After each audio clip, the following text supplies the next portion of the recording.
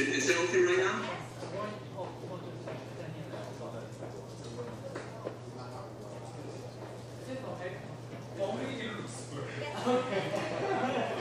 Right. I think you have to. I think later on you have to allow me to share my screen, right?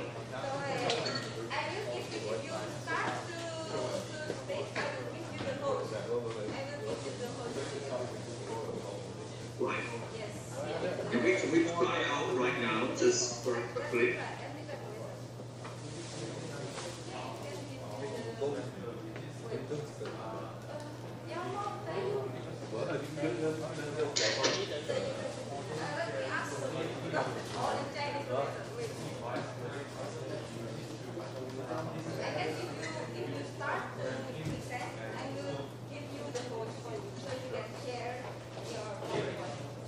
Right. Can we try now, or do you want to? I cannot open for my friend because this is.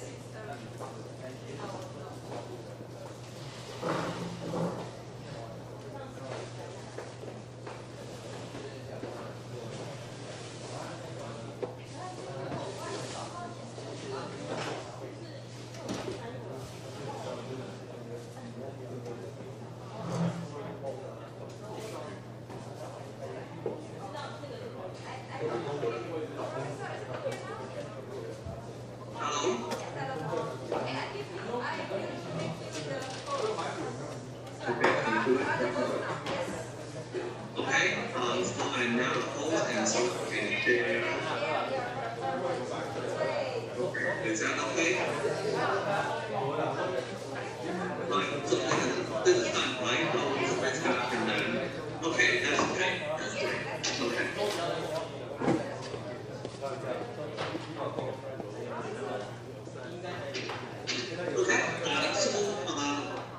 So your comments will begin at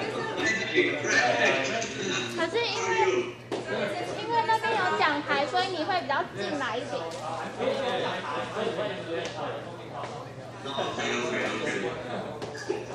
Great to see you. Okay. Anyway, 我们事后先就可以了。等一下我们是2点开始是吗？我大概2点半进来。我大概2点半进来。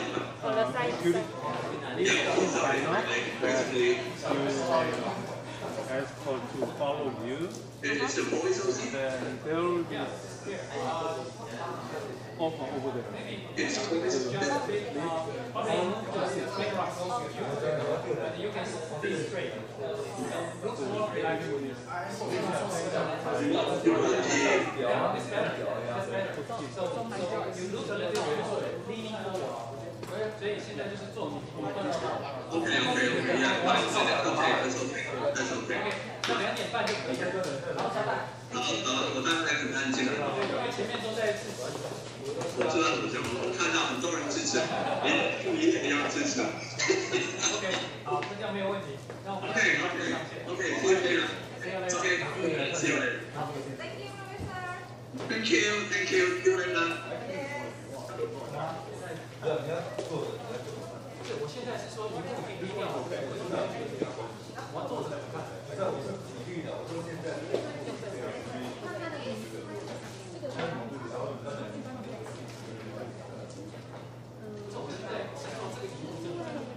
正常，这也是黑掉的啊。你跟我讲正常，可是这一块没有。就是这边的区块。这个就如果这块是这个因素，那就放个背上去。对，放背景。那这个需要来检测吗？今年告诉我是有知道。如果可以用，我就如果你的背景用你的背景来看，对，我们对。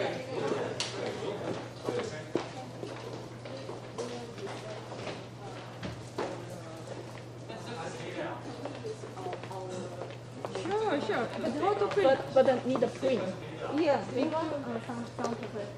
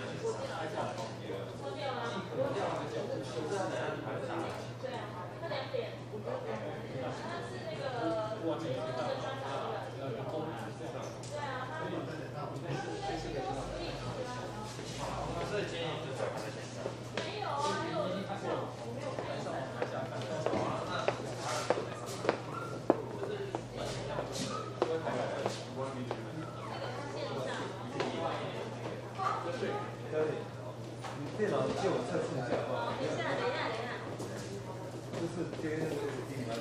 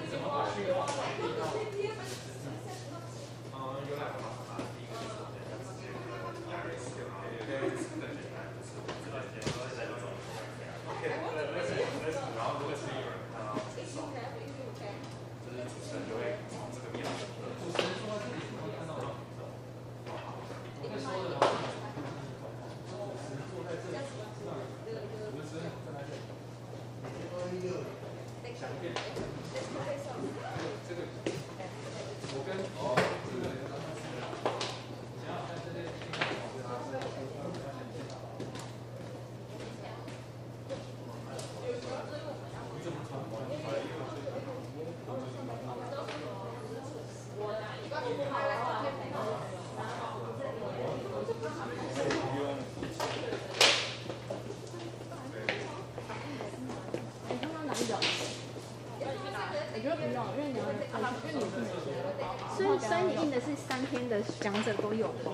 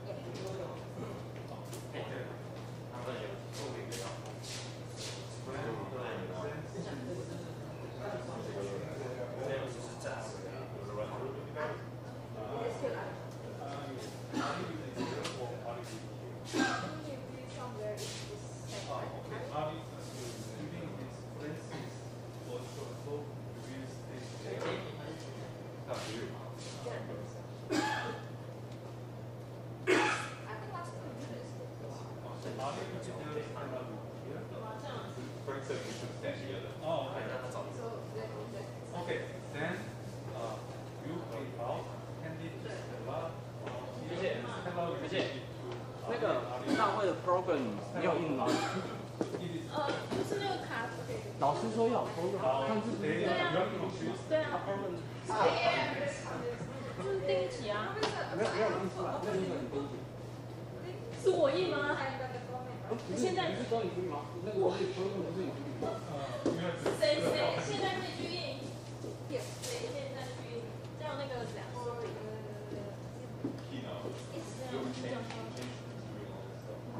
他在外面吗？没有，说他等下。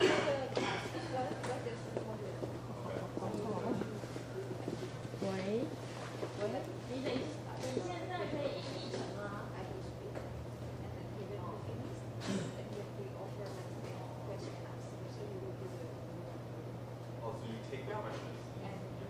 ？And some questions will be put online because it's open meeting, and I will help you to bring the question. Okay. Want to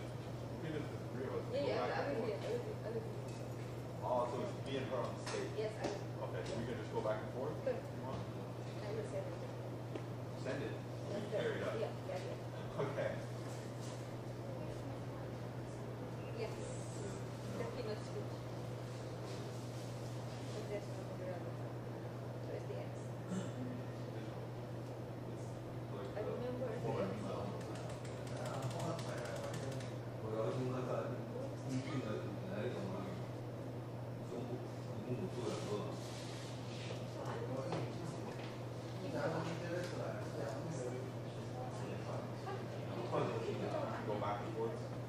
Essentially, it's a question and answer. Okay.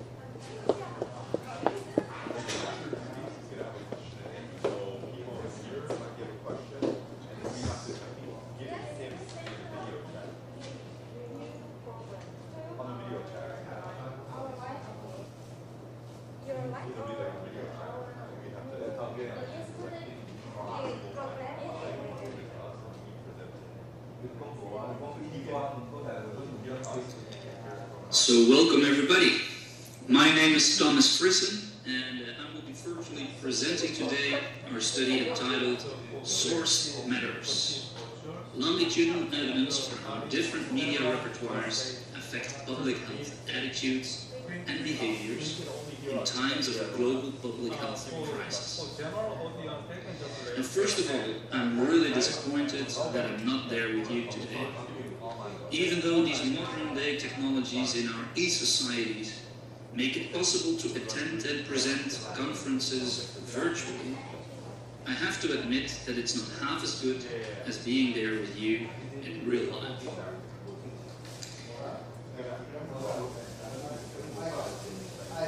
Two years ago, during the 2018 e-society conference, so the first take-home message is different media repertoires is different pandemic-related effects. More specifically, affective responses and social-psychological perceptions of the pandemic are mainly determined by one's total frequency of exposure. At the same time, political and crisis handling support, attitudinal outcomes are mainly determined by the type of media consumed.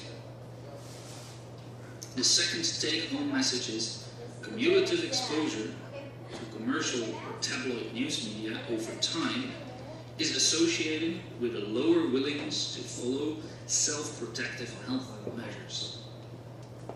The more people watch commercial or tabloid media, the less they follow measures such as washing hands, self-isolation, and social distancing. In other words, source matters. So, for those who are still awake, let's dive into the details. The study that I'm presenting today is a longitudinal investigation of how self-protective behaviors, public perceptions and attitudes, and support towards public health measures taken by the Belgian government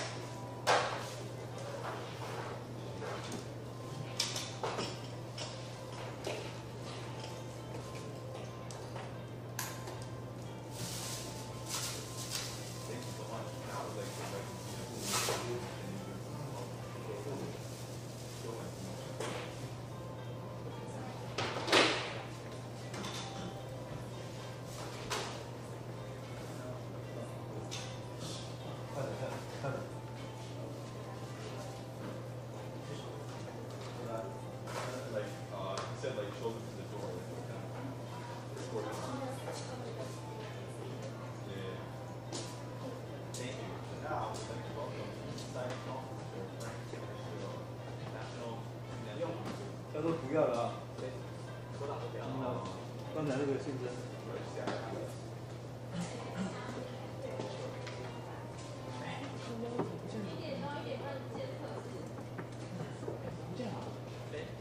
这颜色。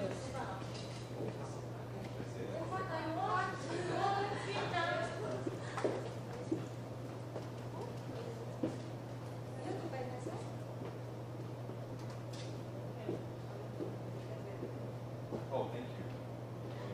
Okay, thank you. Now,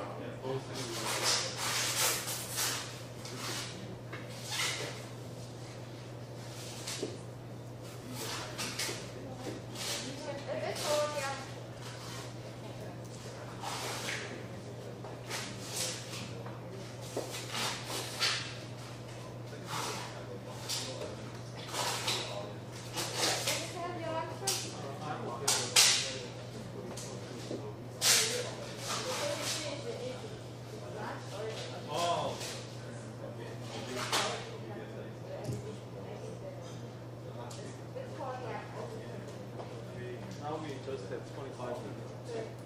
Go, you go first. You take 10.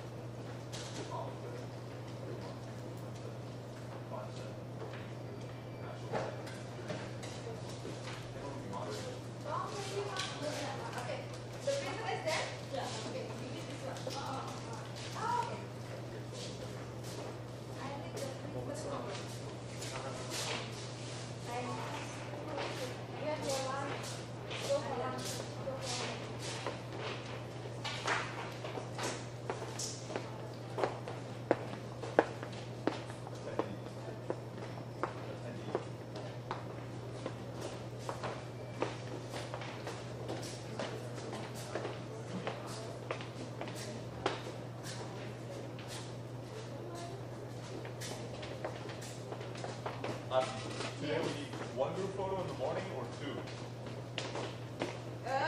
What? The most important is the first one.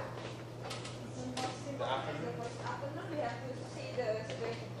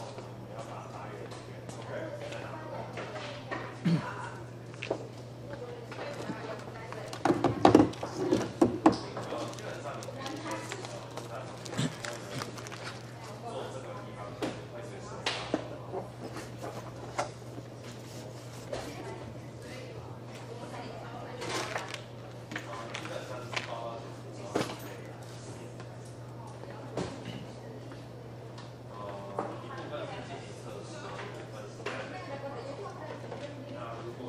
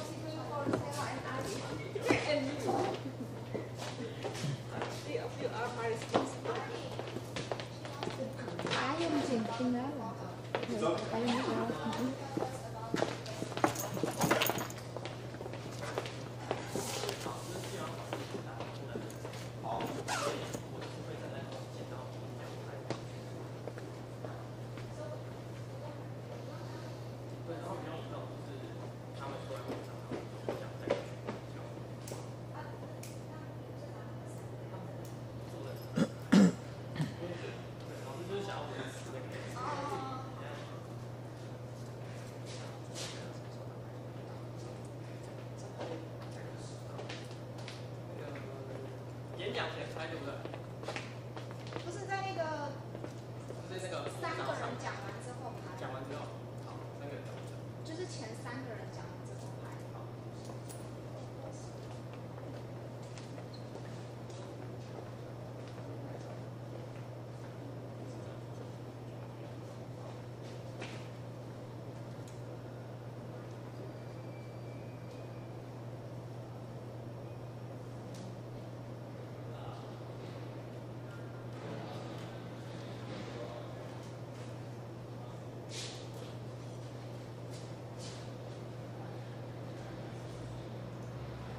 Hi, hello, Stephen.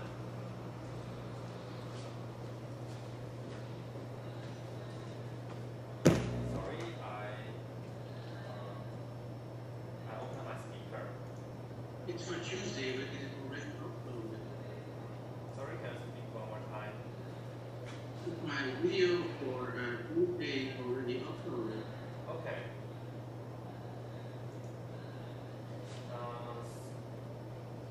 So let me have some test so you can hear me and you can also have a talk.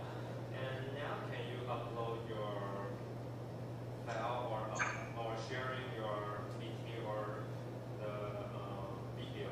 We just have a test. I have to share it with my computer. Did I have to share it? Yeah. Yeah, I will try. Okay.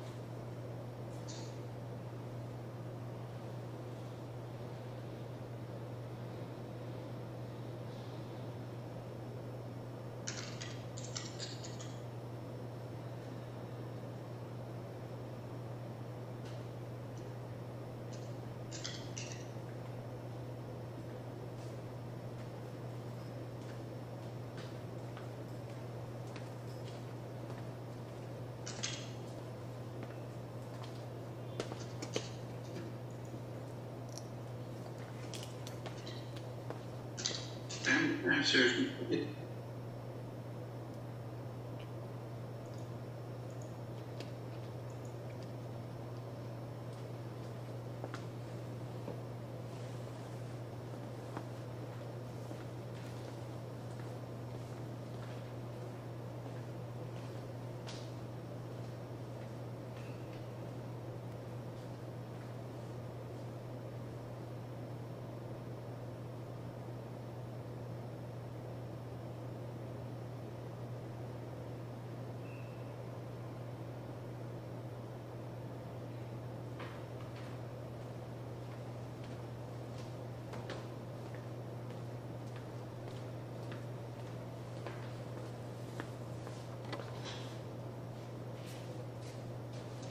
先生，你这个是2点半开始吗2点开始。 ？2点开始。哎，对。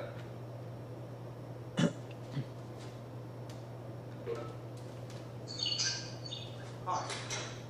Hi, I will try to send my video now. Okay. I'll give you the. Oh. Okay, now you post the.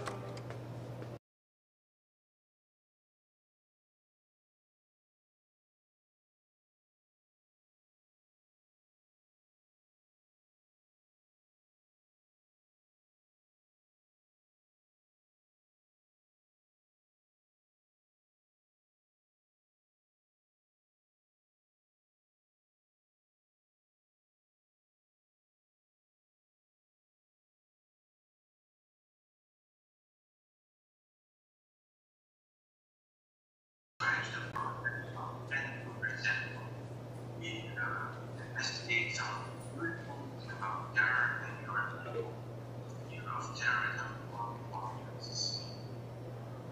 Ideology in the people, it has been discussed by many authors, and it has been described as diminishing commercialization and importance of the media, and this is increasing because people are increasingly looking at some example of their own yes. So one element the crisis focus in a more distinction among industry effects among its people. The second subject also is if stories on the are also. So can you hear and see my video now? Yeah, I can hear it. But I can see your video. And you can hear it as well? Yeah, I can hear it, but I can see any picture or PowerPoint on the. You can't see the picture. Yeah. And if you put it on your computer, would that be a solution? Yes. Can you put it on your computer? Okay.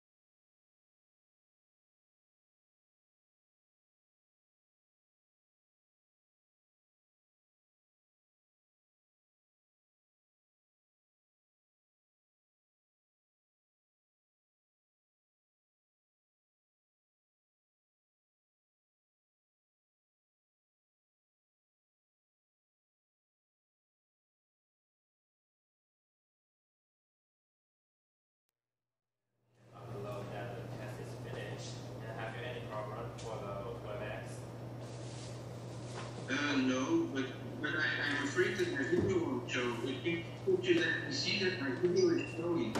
Yeah.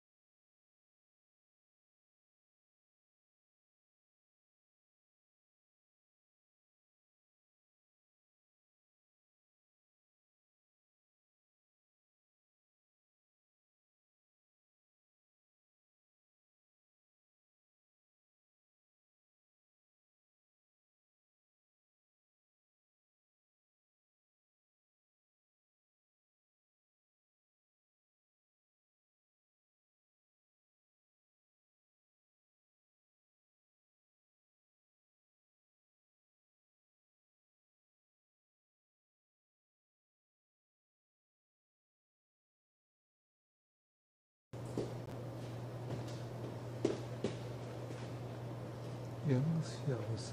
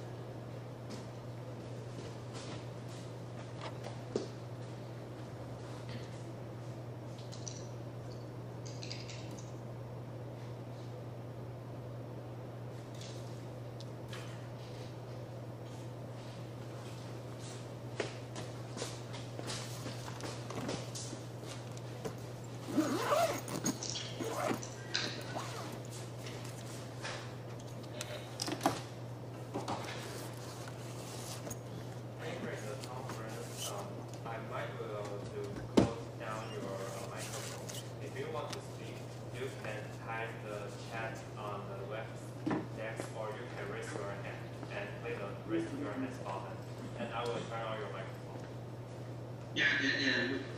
Can you show me that my video is working? Yeah, I showed it. But I don't see it at my computer. Oh, why? Is you want to reload your computer or reopen the application? I will reload in a few months, yes. But,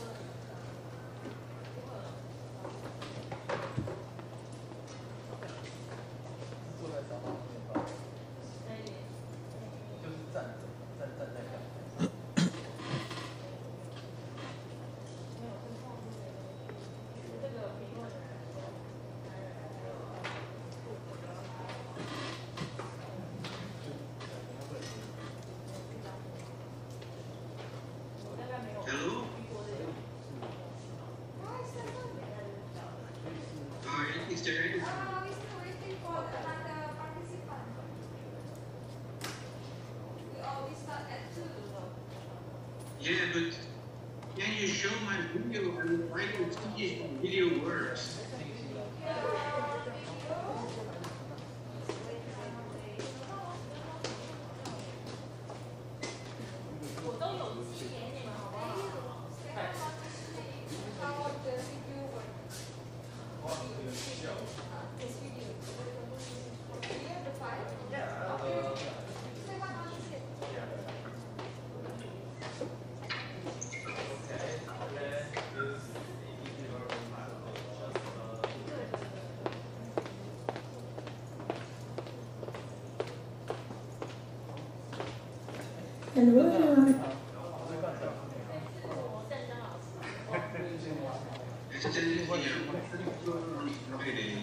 Hello everyone, I'm Stefan Mestas from the University of Leuven in Belgium, and I want you to present a research project that we did together with Leen Danis and David de Koning, also from the University of Leuven. Yes, that's it. In this presentation, I will talk about a research article that describes the process from pen to perception.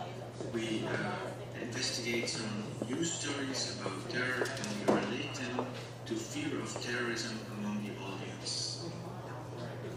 Ideology in the media, you know, it has been discussed by many authors and it has been discussed as diminishing because of increasingly commercialization and flattening of the content. Can you see the video?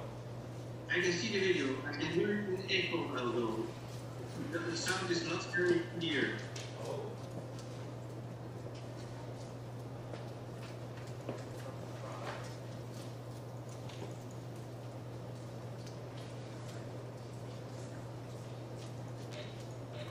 Just like this.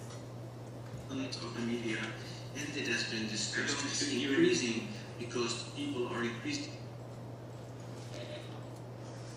What I can do is start from it and talk over it from the moment that there is a recorded sound. So, but that is so very far away.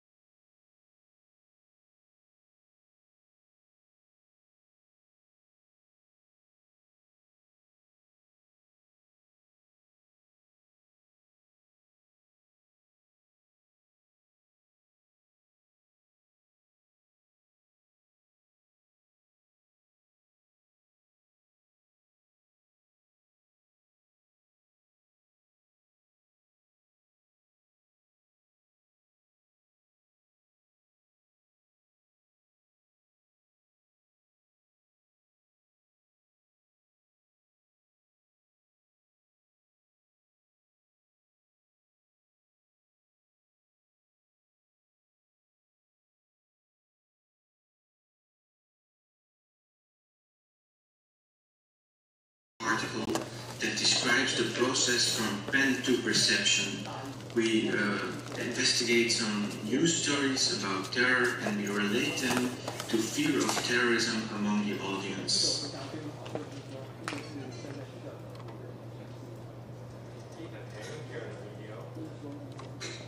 No, I don't hear.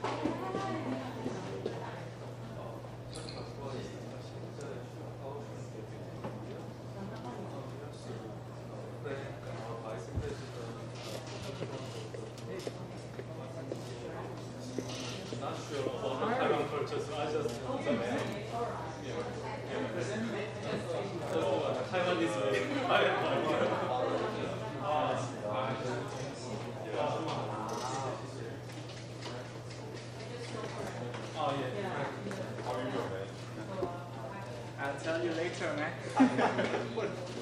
Over bottles of.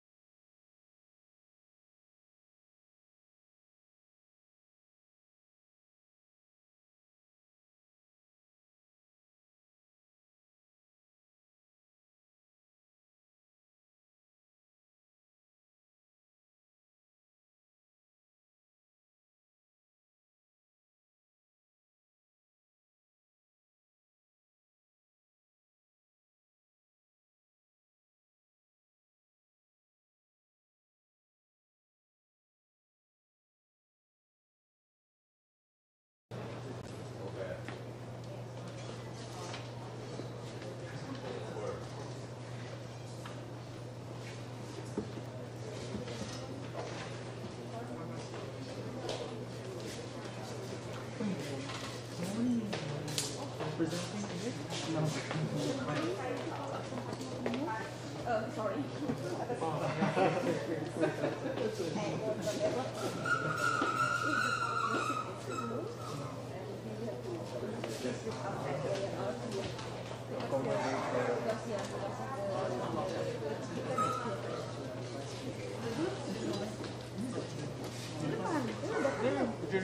Register, sign up, and then get into and there's money as well. Oh, distribute money. Good. 有的东西。 Exactly. Good. Okay.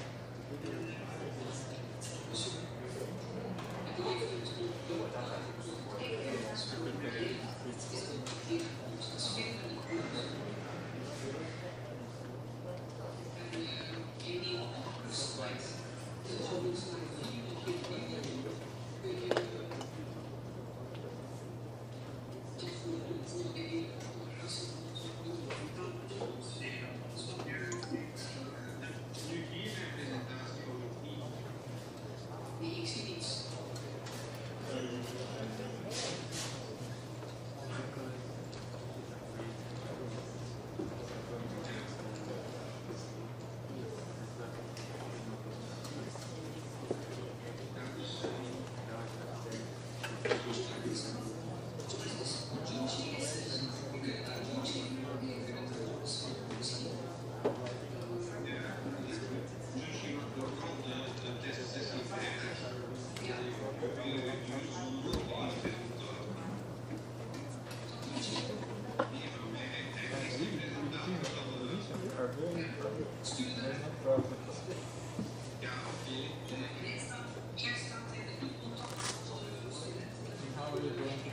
关系哪里都不能去。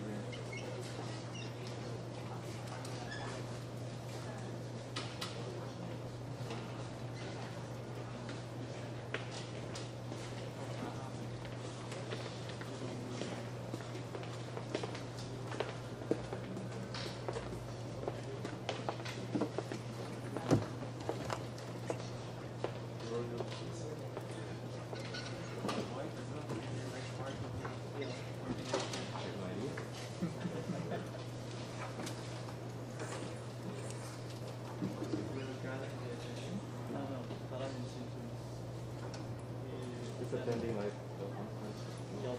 Your ASEAN year. No longer you. You need to tell everything that they no longer you.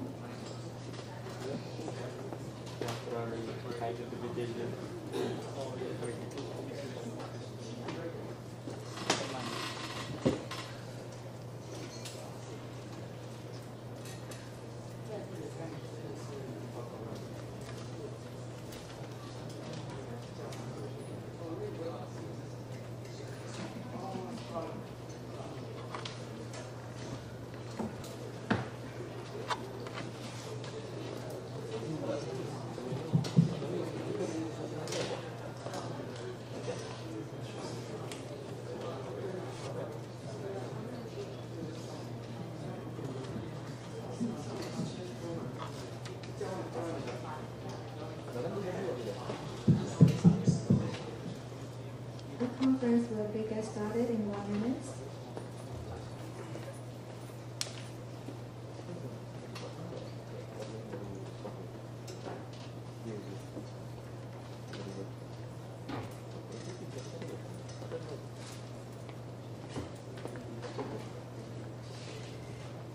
Hello, good afternoon, and welcome to the 2020 International Conference on E-Society Research. In the midst of this global pandemic, we are grateful to be hosting this conference in Kaohsiung today, and welcome all of our participants and our esteemed group of coordinators, university administrators, university administration, and dignitaries. We'd like to welcome those in Taiwan and joining us online. Let's begin with opening remarks from the Senior Vice President of National Sun Yat-sen University, Zhou Mingqi.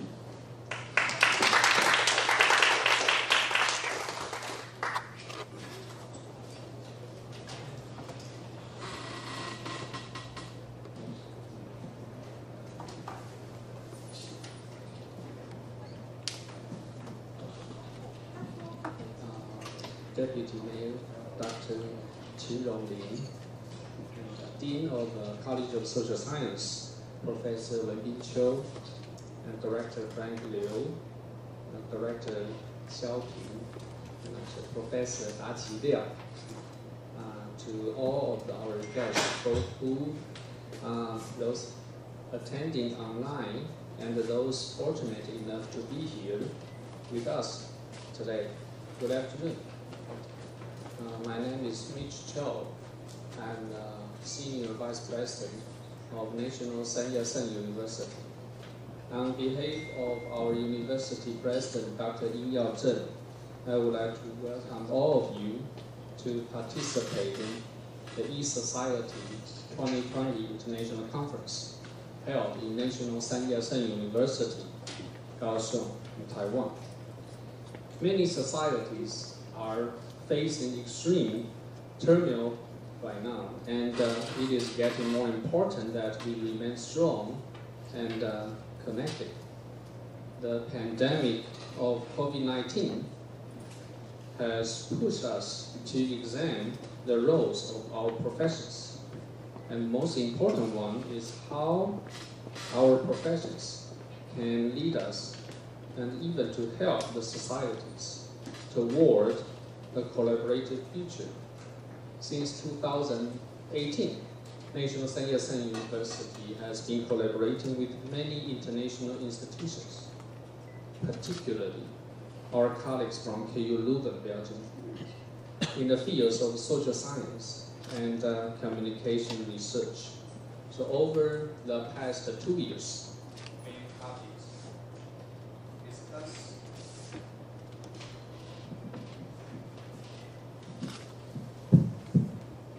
over the past 2 years, many topics discussed in that conference witnessed the spread of unfortunate crisis. The entire world has witnessed crisis and uncertainty in many aspects, from school education to government, and from facts to fake news. So we're here to say that universities still and should continue to play a critical role of dealing with such uncertainty. In our pursuit of democratization and openness of knowledge, we are now working together to solve social issues and to face the problems emerged in this transition to an increasingly social and educational space. So this biannual E-Society International Conference is determined to serve as a platform for scholars and institutions to demonstrate their compassion to truth and their professions in domain knowledges and openness to collaborations. So in the following coming 7 sessions, you will see how scholars from the different fields join the program-driven collaboration online and offline, including the young, talented scholars from journalism, mass communication, political science, sociology, law, management, marketing, and data science, etc. So those of us here today are pioneers of knowledge and the problem identification. So National NSYSU University is very honored to host all of you here. And thank you, and a very successful meeting, and please stay safe and healthy. Thank you. Thank you, our Senior Vice President of National NSYSU University, Zhou Yingqi. Now let's continue with Deputy Mayor of the Kaohsiung City Government, Lin Qinrong.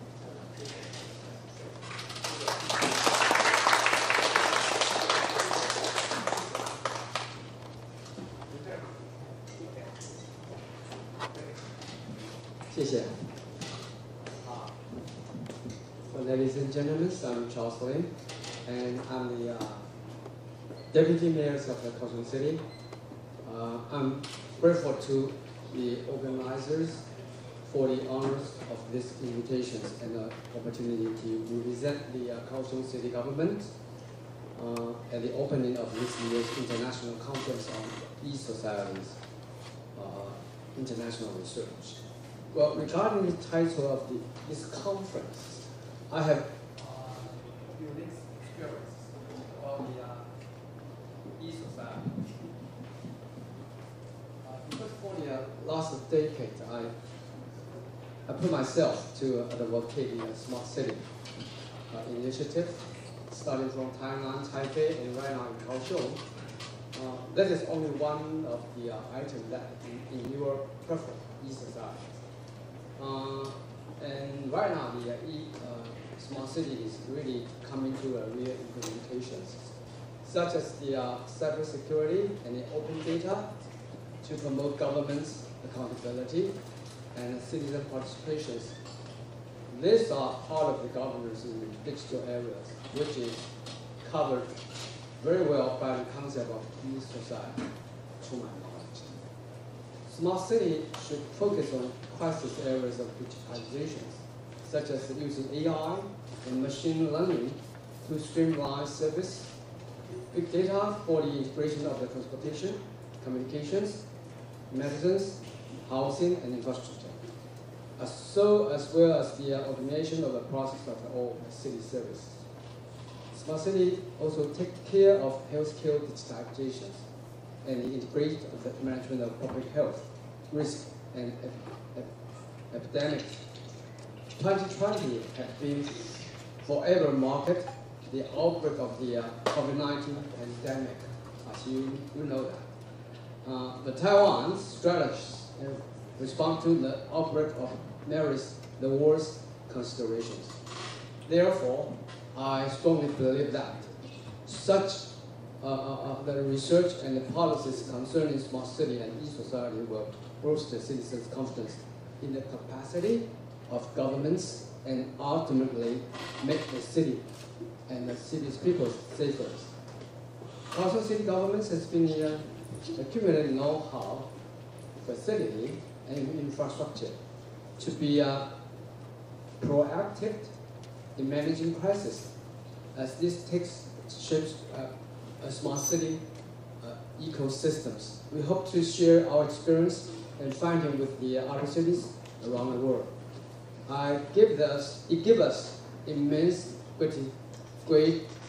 gratifications to see National Sun Yat-sen University hosting pioneer this new field of knowledge, accelerate first in the futures, and giving a diverse multinational platform for the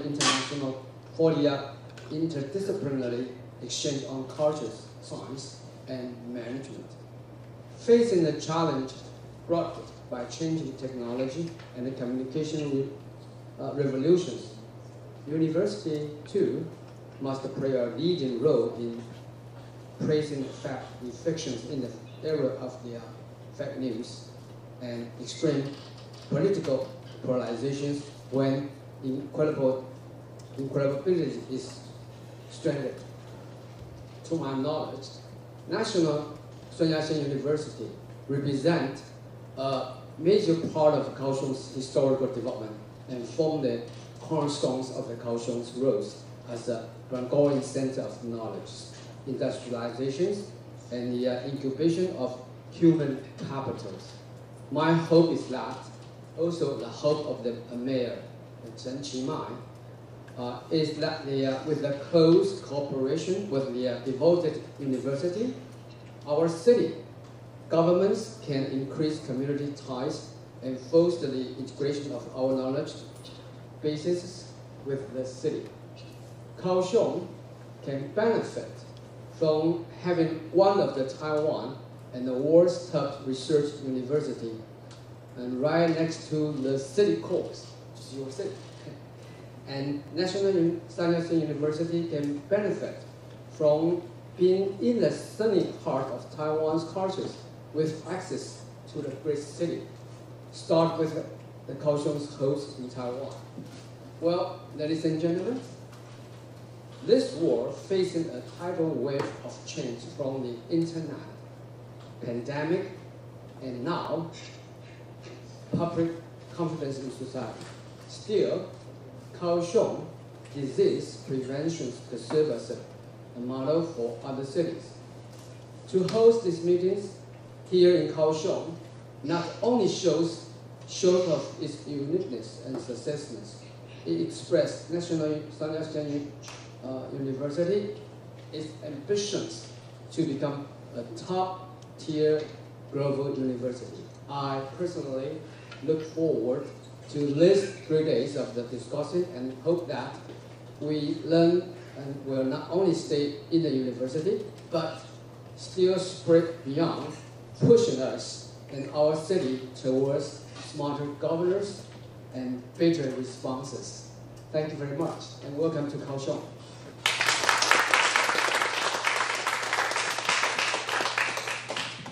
Thank you to the Deputy Mayor of Kaohsiung City Government, Qirong. Now we'd like to invite the Dean of National Sun Yat-sen University, Cho Wan-bin, to speak.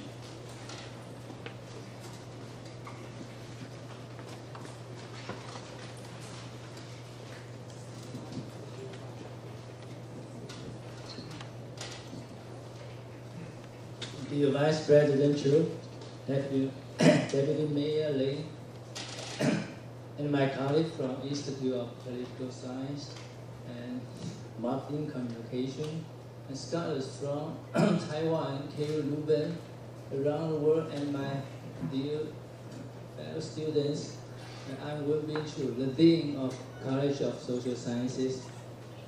First, I want to thank you to all for being here,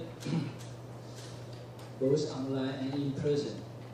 I would like to take a moment to recognize the hardship and suffering felt across the world during the global pandemic. In the face of crisis in today's society, we have seen the value of social science research about people and the need to connect our knowledge about people to policy makers. Since 2018, our college and the Faculty of Social Science at KU Leuven have been working together to build this platform for scholars interested in human science and humanities. So I can see this e-society conference as a platform for the intellectual to address the accessibility crisis in many aspects of our life. Now millions of people around the world are waking up to a new reality. We work online, study online, socialize online. In the pandemic era, we spend the majority of our working hours online. Therefore, we create this e-society platform to synergize the research fields regarding people, bring together fields from political sciences and communication to education. So I'm sure this e-society platform is for problem diggers and solution seekers. In this 3-afternoon conference, we have 18 selected papers and over 80 registered participants from the world to exchange thoughts in this conference. So I will take this opportunity to welcome you and enjoy contributions from multiple institutions and disciplines. Finally, I'm sure the 2020 e-society conference will be another big success. Thank you.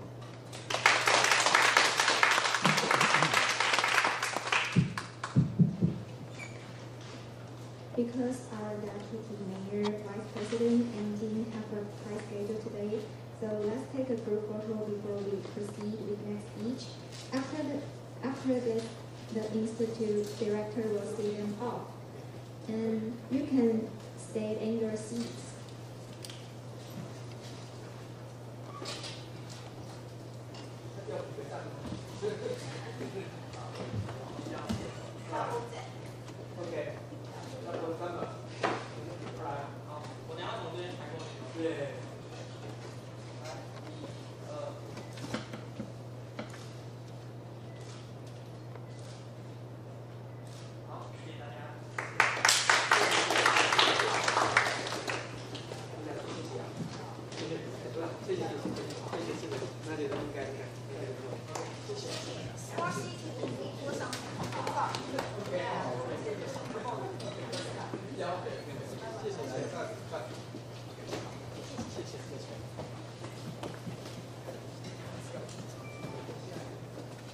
Thank you.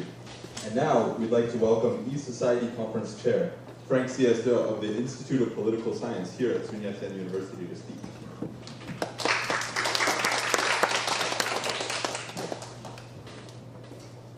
Good afternoon, my dear colleagues, Professor Xiaoping, Professor Liao, and my colleagues from different departments and institutes, my fellow students, and the friends online who is watching us live from the live stream. My name is Zhengshan Liu, Frank Liu, the general chair of this conference. On behalf of my team, who have been working hard for 6 months, particularly crazily intensive the past 2 months. Welcome you to this beautiful site of the beautiful corner of the campus. We are happy and fortunate that we could host this conference during this very difficult time. This platform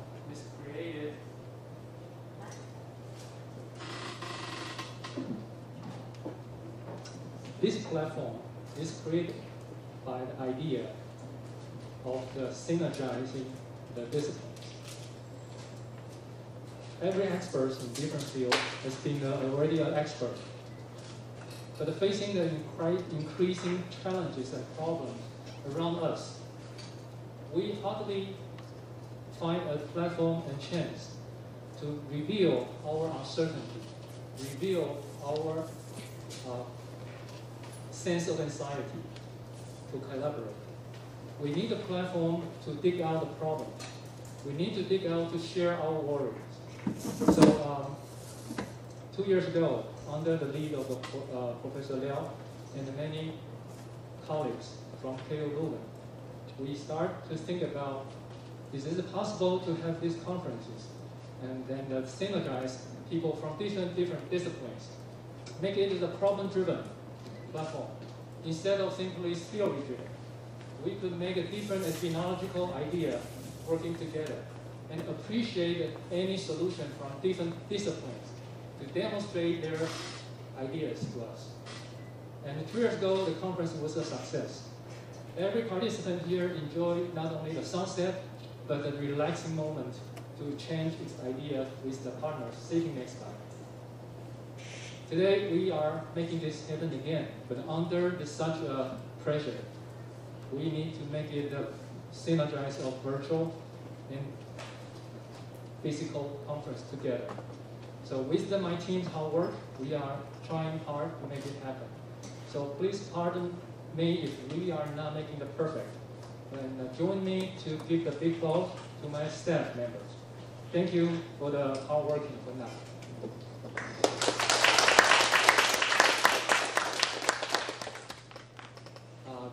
This year conference, we have 6 scholars from 6 countries.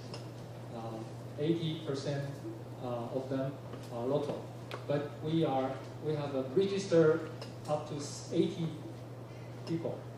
So hope everybody enjoyed this 3-afternoon conference, and please let us know and let my staff know if there's any questions that could serve you better. So thank you very much and welcome to Chisholm.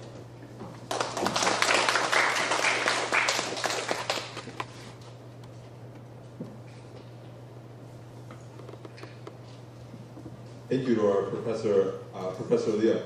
Thanks. Now let's welcome the Professor of the Institute of Media Studies, Xiaoping.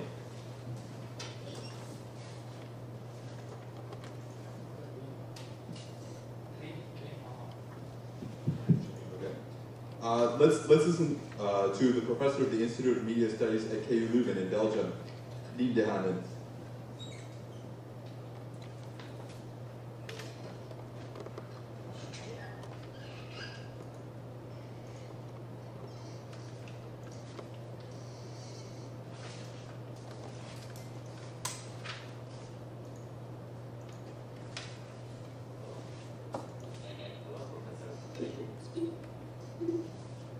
Okay, now I can hear you. The sound was quite bad, actually. But good afternoon, everybody. I suppose I can start? Okay, thank you very much. Esteemed Mr. Deputy Mayor, Mr. Vice President, Mr. Dean of the College of Social Sciences, Professor Frank Liu, the conference organizer, without whom we wouldn't be here today. Separate but together, nevertheless, in this E-Society conference.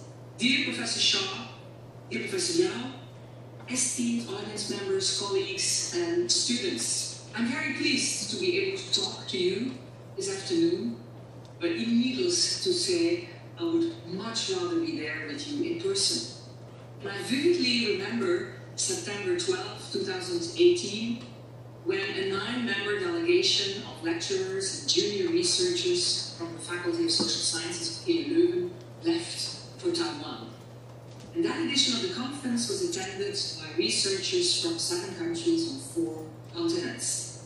And one of the people from Leuven told me on Friday that this had been one of the most wonderful conferences he had attended so far. The conference theme back then was the growing polarization and extreme beliefs. And just like this 2020 version, it also dealt with the use of social media for better or for worse. That is for instance, civic and political engagement among people, but also for jihadi-inspired terrorism.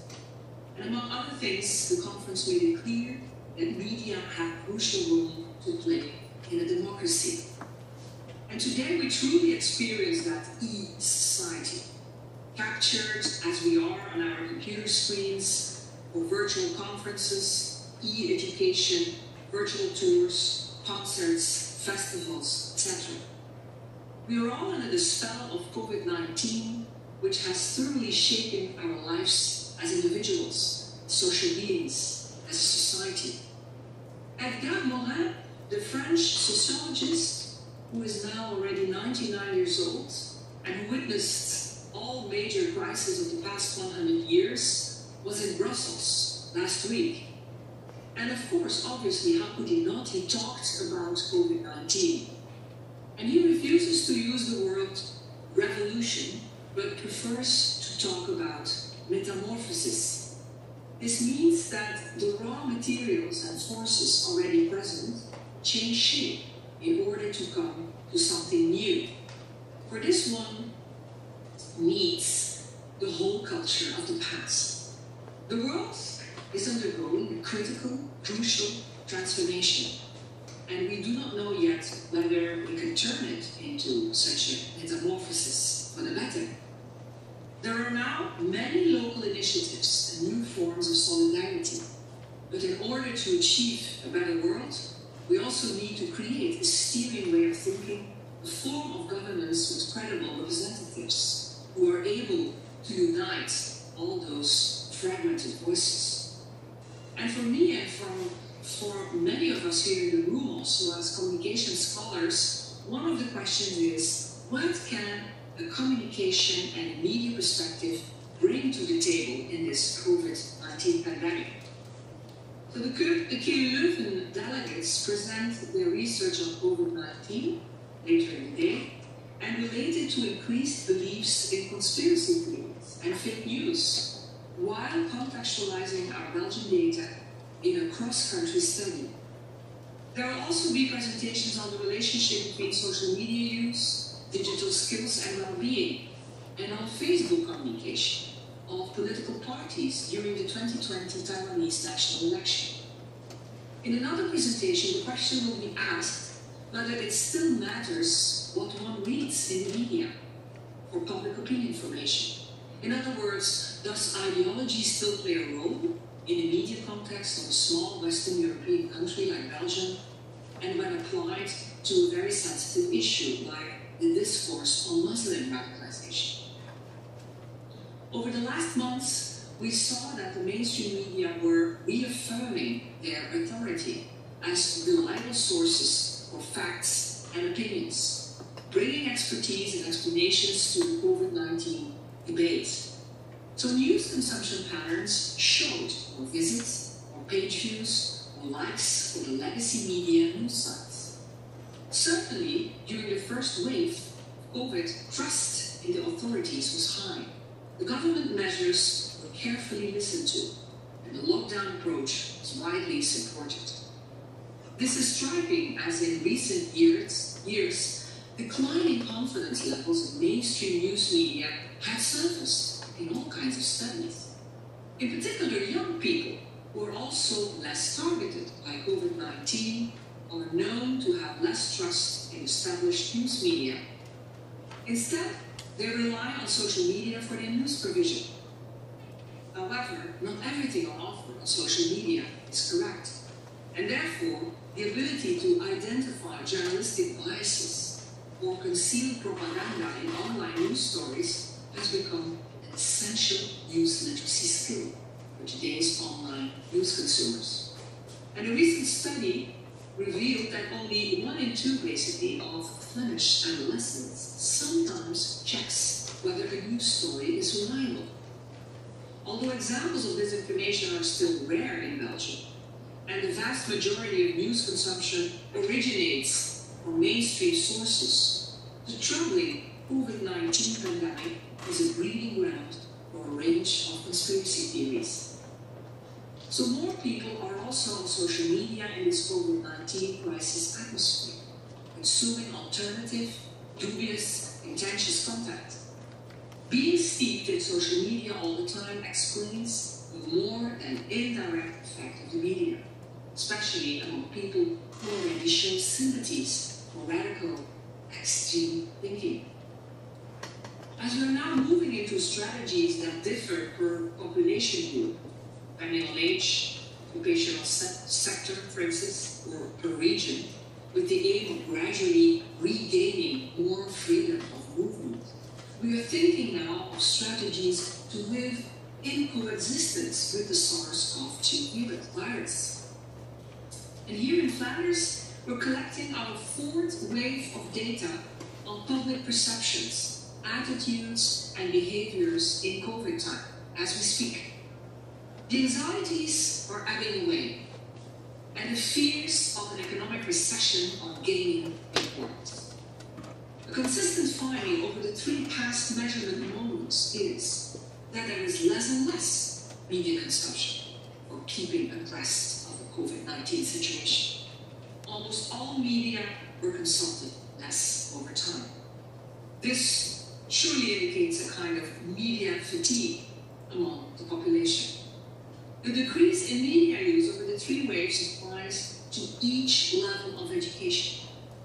As the pandemic got better under control and the peak was over, we noticed the same declining patterns in attitudes towards monitoring government action and evaluating government measures.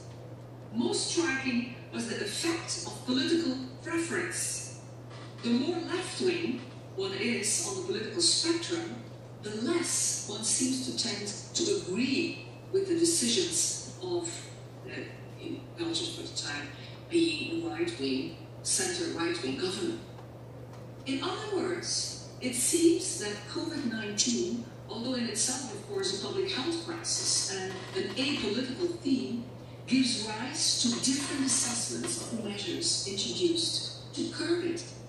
And this may mean that it's not bon ton to agree to a right-wing government for someone with right-wing political sympathies. But it may also mean that left-wing people are more critical. Right-wing oriented people tend to be more focused on law and order, while left-wing people are less supportive. So when asked whether the government has handled things well here in Belgium, it remains ambiguous why people disagree with the measures. One can disagree because one believes that the government has done too much, or one can disagree because the government has acted too weakly. So we need much more work. I'll stop here, and I wish us all, a very inspiring and interdisciplinary conference in which we can exchange our research findings and our experience on the topics that bind us. The e-society community is a lively group of researchers, that much is clear. So many thanks for this fruitful collaboration. Thank you very much.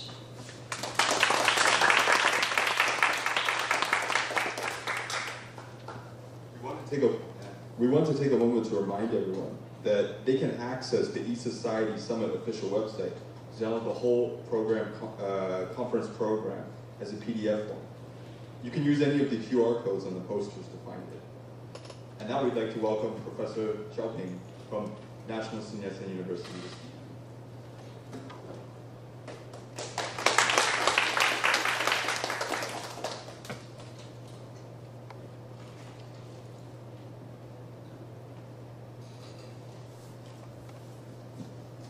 Good afternoon, Professor Liu, and Professor Lin online, and everyone here. I think this is it's my honor to be here to welcome everyone to participate in this conference in person or online. It's a great opportunity for us during the pandemic to gather here to discuss how the new media technologies such as internet, social media, and mobile communication can bring us together or just take us apart. This is the first time for all the three organizers, including the Institute of Political Science, National NSYSU University, and Institute for Media Studies, the University of Louvain, and the Institute of Marketing Communication, National NSYSU University, to have this conference here. I think this is also a valuable chance to build a bridge between the two academic fields, including political science and media studies, facing the challenges brought by both the developments of new technologies and the crisis, whatever it is natural or man-made. I hope everyone here enjoyed the panel discussions and gained the most from the debates in the 3 days. Thank you.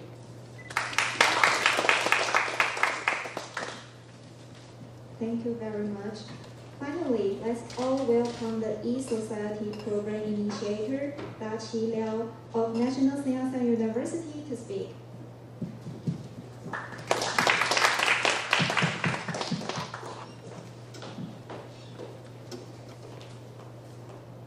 Thank you to moderators, Professor Liu, also organizer of the conference, and also organizer of the conference, Professor Xiao, and Lin, hello, online. And all ladies and gentlemen, both online and offline and in person here. Good afternoon. Yeah, I know I'm the last one. You are looking forward to proceeding to the real conference, not only speakers for the opening remarks.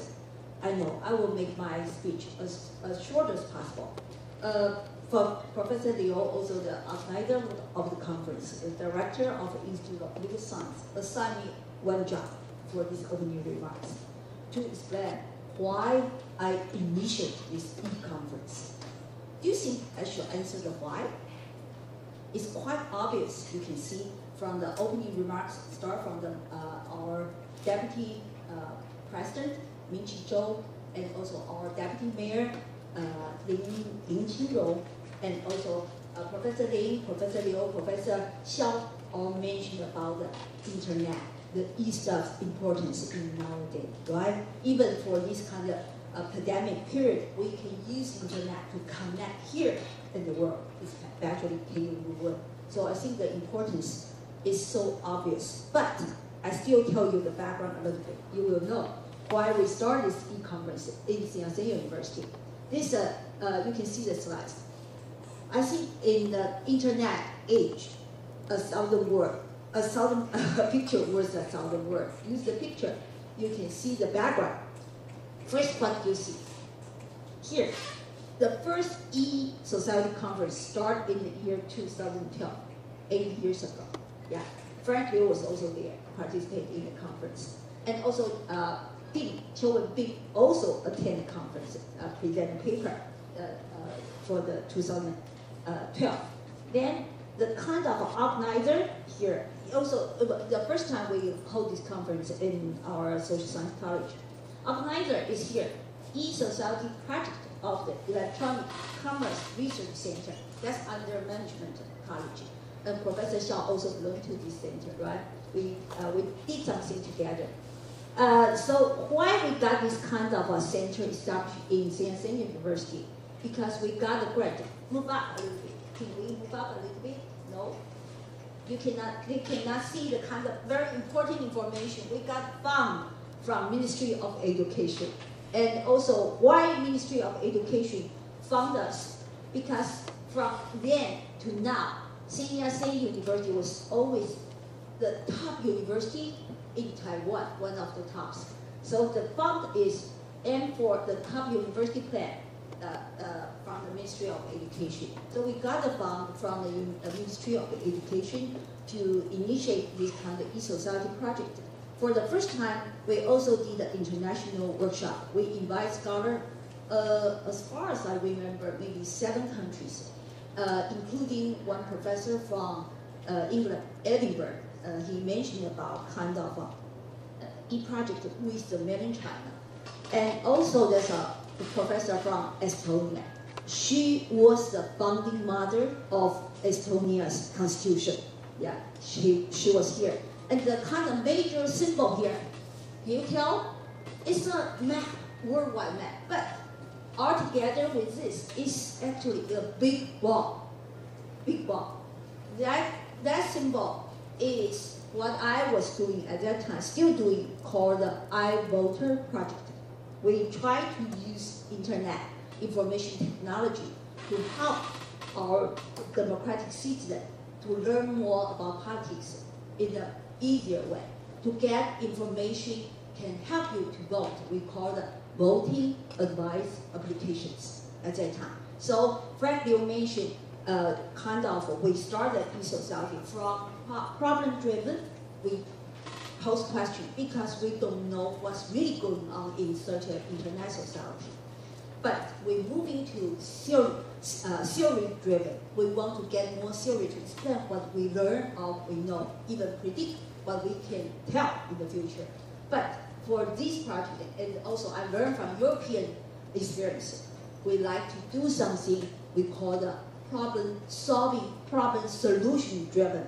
We not only learn knowledge to explain what's going on, we also like to practice to offer some solution for the society.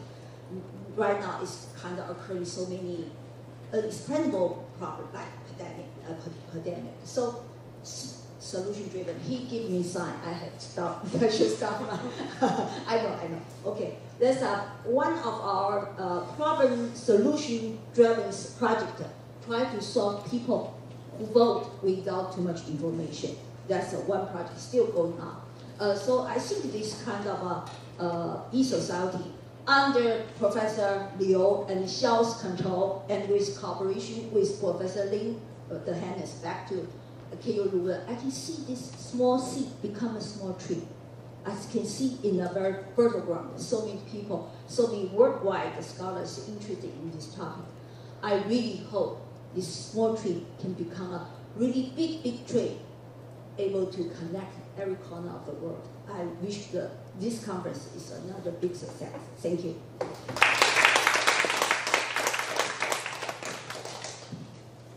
Thank you, Professor Liao. Now let's begin with the keynote speech. Today's keynote speech is titled, The Communicative Role of Digital Media in a Decentralized Movement, LIHKG, in the 2019 protests in Hong Kong. So let's welcome Director and Professor of the School of Journalism and Communication at the Chinese University of Hong Kong, Francis L.F. Lee, who is joining us from Hong Kong via WebEx.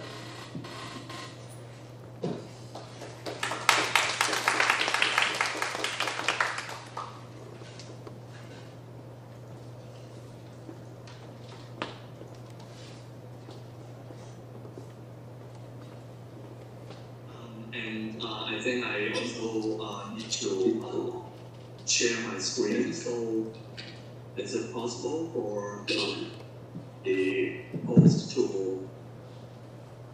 I think I still don't have the right to share my screen.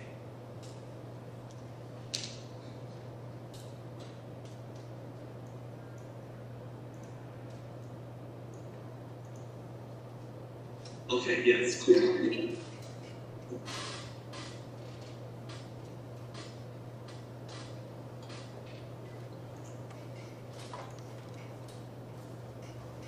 Okay, good afternoon, everyone. So I'm Francis Lee. I'm the director of the School of Journalism and Communication at the Chinese School of Hong Kong.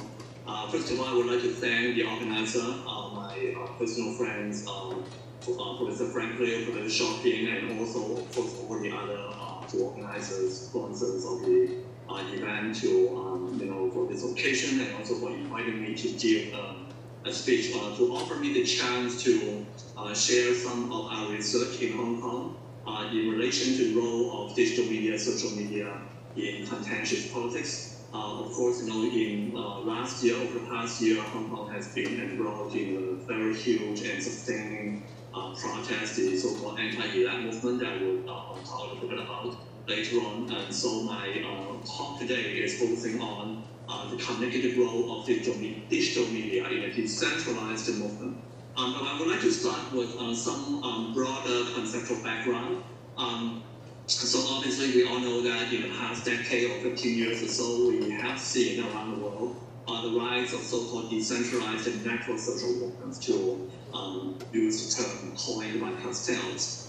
What we have seen is that we have a lot of new kind of, or seemingly, apparently, new kind of social movements that lack formal organizations serving as central leaders to mobilize and allocate resources, frame issues, devise strategies and tactics, and represent the movement at large in negotiation. We also saw that in a lot of protest movements, we saw the emergence of personalized or small group-based participation, and as a result, we saw the diversification of action repertoire. So that these movements are not so much, the conventional kind of collective actions. These movements are or can be characterized as networks of networks. They draw on existing networks, and then they network all the networks together. So Castells argue that these movements, can be characterized as networks of networks. And another influential piece of work by Bennett and Sigeberg talked about the change or the shift from conventional kind of collective action to the new notion of connective actions. In these kind of movements and connective action, digital media played a very significant facilitating role. And we have seen in a lot of these movements the widespread of memes and personalized action frames, which were very important for mobilizing people to act. In this kind of environment, in these kinds of movements, we see that the media are no longer just institutions and contents. They are no longer just like conventional news media. They are professional institutions providing contents. In the new kind of media movement, in the new kind of social movements, the role of the media have become tools, have become logistical, and have become, simply constitute environment within which activists conduct their work.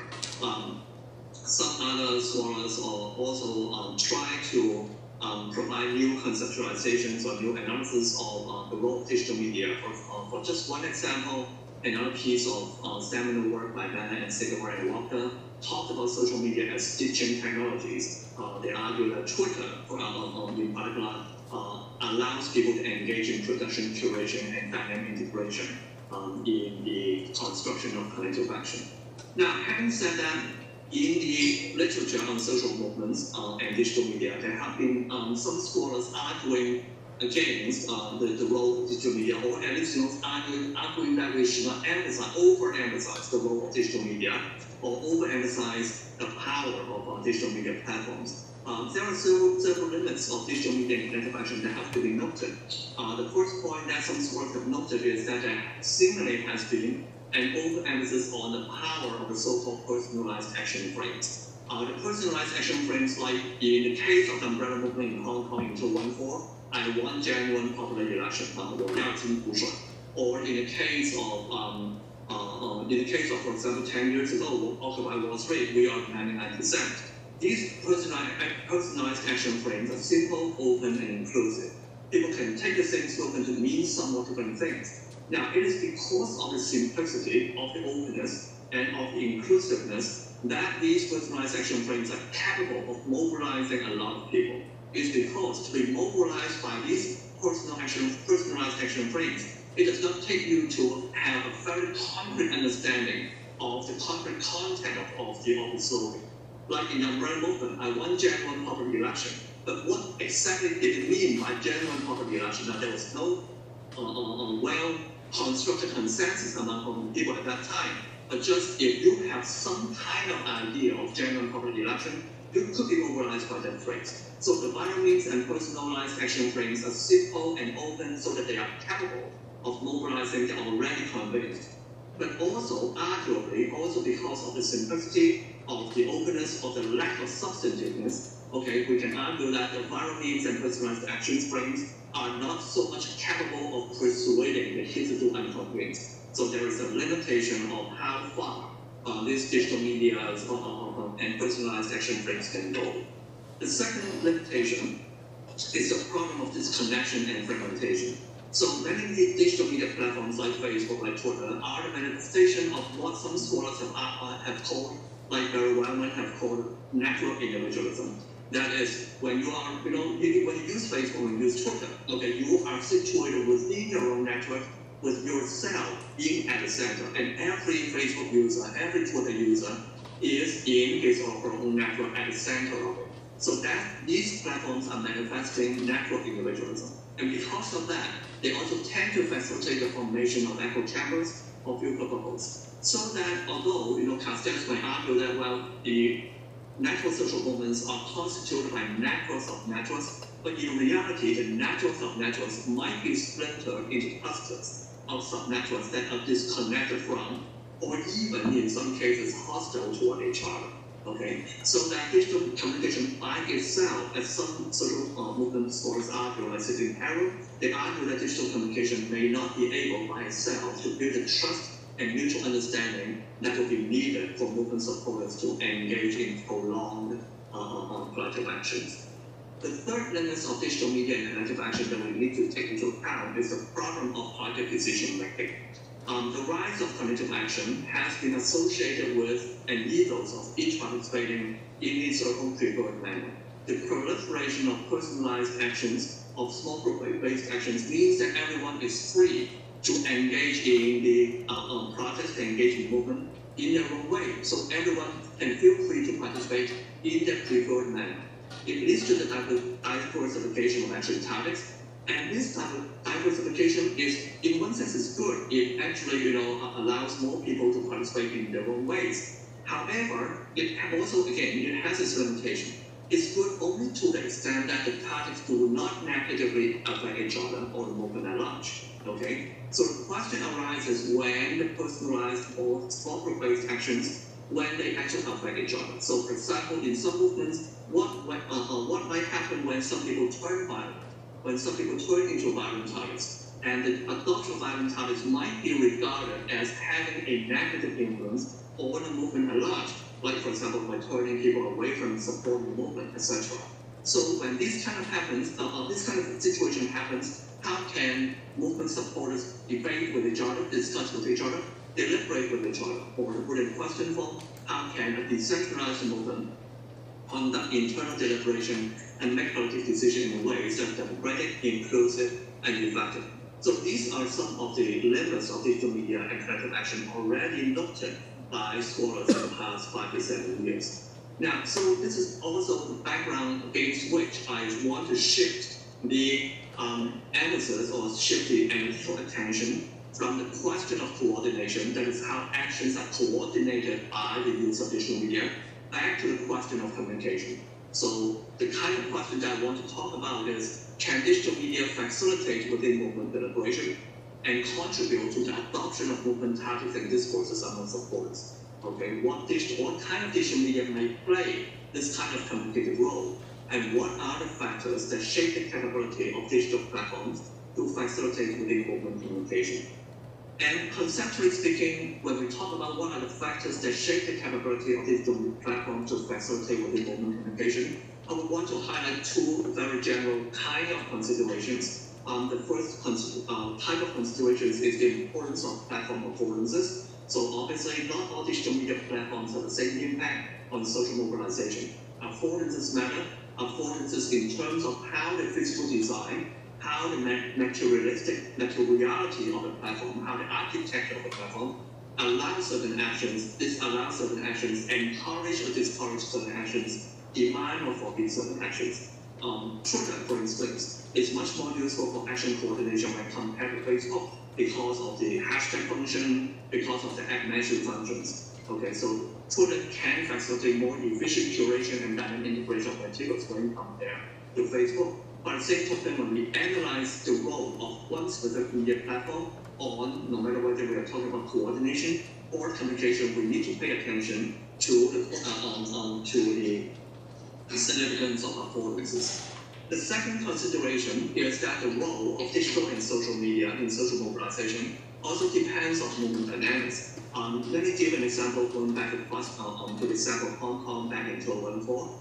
The unexpected firing of a tear gas by the police on the first day of occupation actually destroyed the original script by the movement leaders. That is, back in the year 2014, when the umbrella movement began, there was actually an original script written by the movement leaders. In the original script, the movement leaders thought that, okay, we would have 2,000, 3,000 people joining occupation, sitting down in a totally non-violent manner, and then the police would evict us, and then we'll let the police do the action, and the whole occupation, according to the original plan, the whole occupation would end only in only 3 days, okay? However, on the first day of the occupation, the police somehow fired tear gas into the crowd, creating chaos, and totally destroyed the original script by the movement leaders. And it created a window of opportunity for ordinary participants to improvise, and it resulted in the emergence of multiple occupied areas, which created a totally new kind of dynamics, okay, in which the movement leaders lost complete control of the movement itself. So basically, when we look at the social movement and look at the role of digital and social media, we also need to look into exactly how digital and social media really enter the dynamics. Okay, so the role of digital and social media in mobilization depends on movement dynamics. So basically, these are the general conceptual considerations behind my analysis of the anti-elect movement. Now, before going to talk about the role of the online discussion forum, LIHJG, that I will be focusing on, let me give some general background of the anti-elect movement and also have a little bit of introduction to, before I talk about the communicative role of digital media, still talk a little bit about how digital media were used by the protesters to coordinate the action. So the anti-elect movement is a macro-social movement. It originated from opposition to the Hong Kong SAR government's proposal to revise the fugitive ordinance. Friends from Taiwan would know the background very well because actually the proposal was also tied to a murder case happening in Taiwan. The protest against the government proposal began in March and April 2019. In April 2019, there was an important shift. The activists started to rename the protest into so-called 反送中, anti-extradition to China. So this reframing effectively resonated with the public sphere about possible abuse of the law by the Chinese government. In May, a wave of violent petition occurred.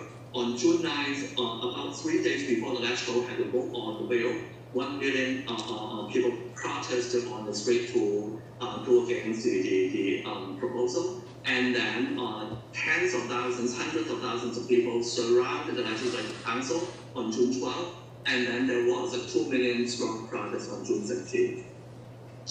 Now, so again, just the background. The Hong Kong SAR government announced the suspension of the bill on June 15th. However, it fell short of totally retracting the bill.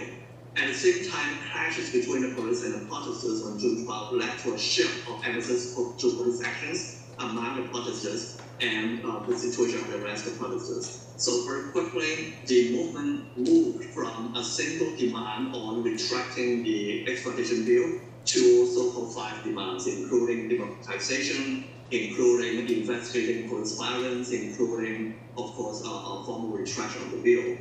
The protest continued for half a year, actually into mid-January, until the pandemic. The pandemic kind of inadvertently forced the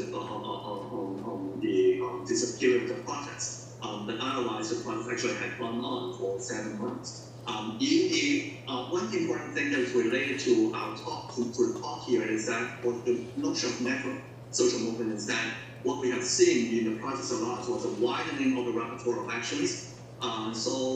This protest has been very, very significant for Hong Kong because, like, for example, this is Airport City. This was in about August and July and August last summer. Okay, so it was the first time when protesters in Hong Kong organized the rallies and sit-ins in the international airport. It was explicitly aimed at appealing to an international audience. So here is another we see is the human chain. There is the Hong Kong protesters borrow the action from the other countries and then create a human chain even on the mountain. And then in early September, when school started, secondary school students also copied the human chain format. And then we had collective singing and rallies within shopping mall, singing open songs, and then lunchtime gatherings, etc., etc. So a lot of actions were innovative, and these actions were not just innovative, they are hallmarks of natural social movements in the sense that all these actions were not organized by formal organizations. All these actions were just organized by, actually, we don't know who, actually just netizens proposing the idea and then someone worked it up. Now, there was also, not just locally, there was also international action, cross-national actions. So basically, in June and July, and also in September and October, a lot of Hong Kong people around the world coordinate among themselves to place advertisements on newspapers around the world. So this is New York Times, this is Le Monde, this is a newspaper in Sweden, this is from Japan, this is Canada's Group and Times, Frankfurter in Germany, Spain, Korea, etc., etc., Denmark, etc., etc., Taiwan, I think it's Taiwan too as well. So these were, again, not coordinated by movement organizations, but just coordinated by ordinary people working with and through digital media. So to give a more concrete sense of how these things were worked out. So for example, to give one example, on how ordinary people without formal organizational backup organized a district-level protest march via Telegram, okay? So basically, when they had to organize a district-level protest march, what they did was actually just a few steps, okay, in schematic manner, okay? They would set up a main Telegram channel for protest march. In Chinese, we call it Gonghai, okay, Gonghai. And then they would start discussing the works that need to be done, okay? And then they would create separate channels, additional Telegram channels for specific tasks. So they would create a channel to work on promotional materials. They may create a separate channel to work on how to maintain order in the protest. They may create a separate channel, talking about how to determine the good of the protest. And then they might create even smaller channels, small Telegram channels, or even more differentiated tasks if needed. And then ultimately, when the works are completed by the various channels, they will all be integrated and then promoted via other digital media platforms, such as the Facebook page, Hong Kong People's Schedule.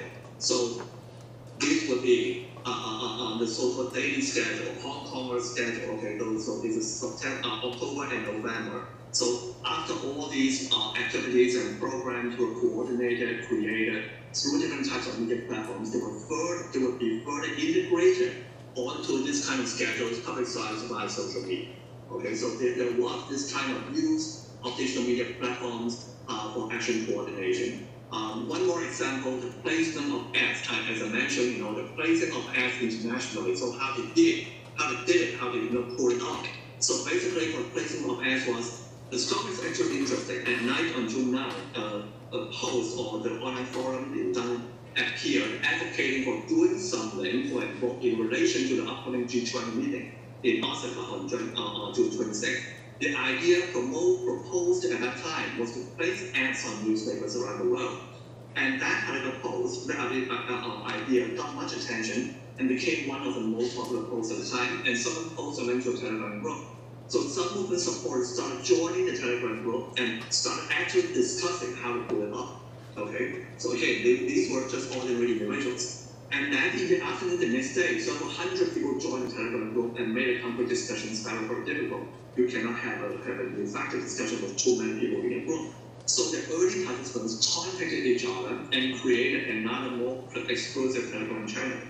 And as the group continued to work on the plan, helpers and resources were mobilized through participants' internet personal networks. Okay, so basically these were how these different kinds of actions were done. But again, up to this point, I was only talking about the background of the anti-Iraq movement and also how some of the activities were organized through using digital media platforms as well as school tools. However, the main task or therefore, the main focus of my talk today is not so much on the coordinating role of digital media, but actually on the communication role, or the communicative role, or more specifically, NIHKG, an online forum, how it played the role of a central communication platform for the movement. So a little bit of introduction to the forum itself, NIHKG. So this forum was established in 2016. It's actually a very short history, okay?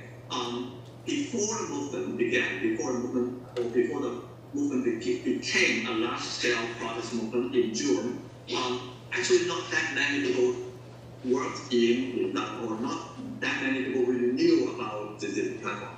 Lindang was pretty much a subcultural thing among young people before the anti-Lindang movement. Okay, but one thing you can see immediately is the number of new users, new registered users. Okay, once the protest began. Once the protest began in June 2009, okay, in that month alone, there were 70,000 new users registering on the forum. Into August, another 40,000 new users entered the forum, another 30,000 users entered the forum.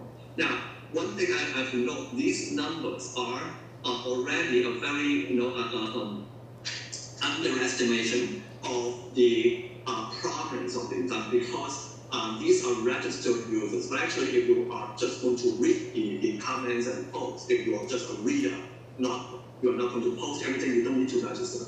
Okay, for example, I never registered an account for myself, although I paid very close attention to what people were talking about on the forum. But you can see the rise in number of registering members. So these are figures about the daily number of posts, okay, and number of comments, okay, posts and comments, okay. So on especially into July and August, especially in August and September, you can see that each day that could be up to 150,000, or even at the two peaks would be more than 250,000 comments posted onto the forum on one single day. Okay, so these are very, very large number of huge amount of communication activities on the forum. Among the protesters, we also asked, okay, these figures came from a range of on-site rally surveys that we conducted during the protest. That is, during the protest, I and my colleagues went to the protest site and conducted a lot of surveys on a lot of different large-scale protests. So in each of the surveys, we asked the protesters, okay, to what extent they were relying on these different kinds of media channels for information about the movement. So traditional media, online media, Facebook, Instagram, WhatsApp, Telegram, and the forum. Okay, we were using a 5-point scale, so 1 to 5. 5 means very, very frequently, very, very important. 1 means least important. What we can see is that the media channels that, or the items that register the highest mean scores were online media in general. It's a very broad term, so not surprisingly, it had the highest mean score. Facebook has long been the most frequently used social media site in Hong Kong, so it also registered a very high score. But what we can see is that Lindang especially, okay, at the beginning of the movement, okay, around late June, early July, okay, it only had a mean score of 3.57, but it grew to 3.79 by, and then by end of July, it already reached 4 out of 5, okay? So more and more people actually becoming more and more reliant on Lindang as a channel of movement-related information, okay? In terms of content of discussion, based on the manual content analysis of 6,180 posts, we saw that 11.5% of the posts on the forum involved the criticisms against the government or the police. 34.9% of the posts involved the suggestions of actions. 2.3% involved the explicit emphasis on movement solidarity, and 5.2% involved the discussions of movement strategies or the justifiability of specific actions. These figures are of course not huge, okay, except the 34.9% suggestions of action. These figures are not large, but of course, in an online forum, as we all know, a lot of the posts are very, very brief reactions to what happens. Okay, so there is no particular reason to expect that all these percentages have to be very high. But still, from these figures, you can see that the forum was very important for people to suggest actions, to articulate and express criticisms, and also to discuss movement strategies or to try to justify specific actions. More generally speaking, or more specifically speaking, okay, the linking discussions, there are a few things I want to highlight. So first, it creates and propagates a unique movement language. So one interesting thing about anti-elect movement is that the movement supporters actually talk in a specific way to employ a certain language. So for instance, this graph actually shows the percentage of the posts on the forum using this 手足, which literally means hands and feet. That is how they call each other, how movement supporters call each other. To call each other 手足, okay, is basically a demonstration of solidarity. Okay, to basically it's like how, for example, traditionally in communist country they call each other comrades. Okay, so what we can see is that the prominence of the term 手足, okay, did not exist in June. It did not exist in June. It was only really growing as the movement occurred, and the online forum, and other online spaces were important in the sense that they provided platforms for the creation and propagation of a unique movement language. It also offered platforms for the articulation and propagation of responses to ongoing events. For example, mentions of disbanded police force, okay, which did not exist in June and July, but into August, okay, when police attacks became even more serious, police misconduct became more serious.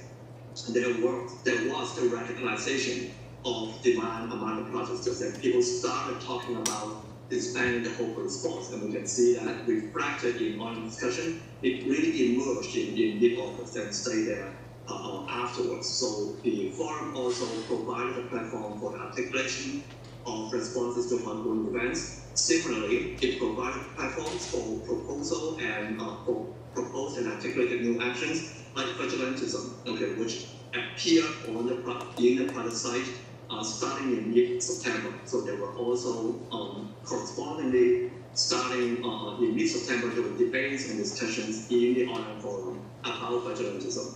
And more generally speaking, linking discussions also provided the platforms for evaluating past actions and constructed norms for certain actions. Okay, because many of the new actions, many of the new targets were actually quite controversial, like vigilantism, like vandalism, like some kind of more violent targets. Okay, so basically what people had to do in those online forums was not just to promote the ideas or promote certain actions and targets, they also had to evaluate the actions and also try to construct the norms for certain actions. So basically this graph I'm showing, this example I'm showing, is actually something that the online users posted onto the forum, trying to construct the norms about vandalization. So they differentiate the shops into four types and argue that, okay, for some types of shops you'll vandalize, for other types of shops it's okay for you to just boycott, you don't need to vandalize, things like that. So these are what the linking discussions were doing. Okay.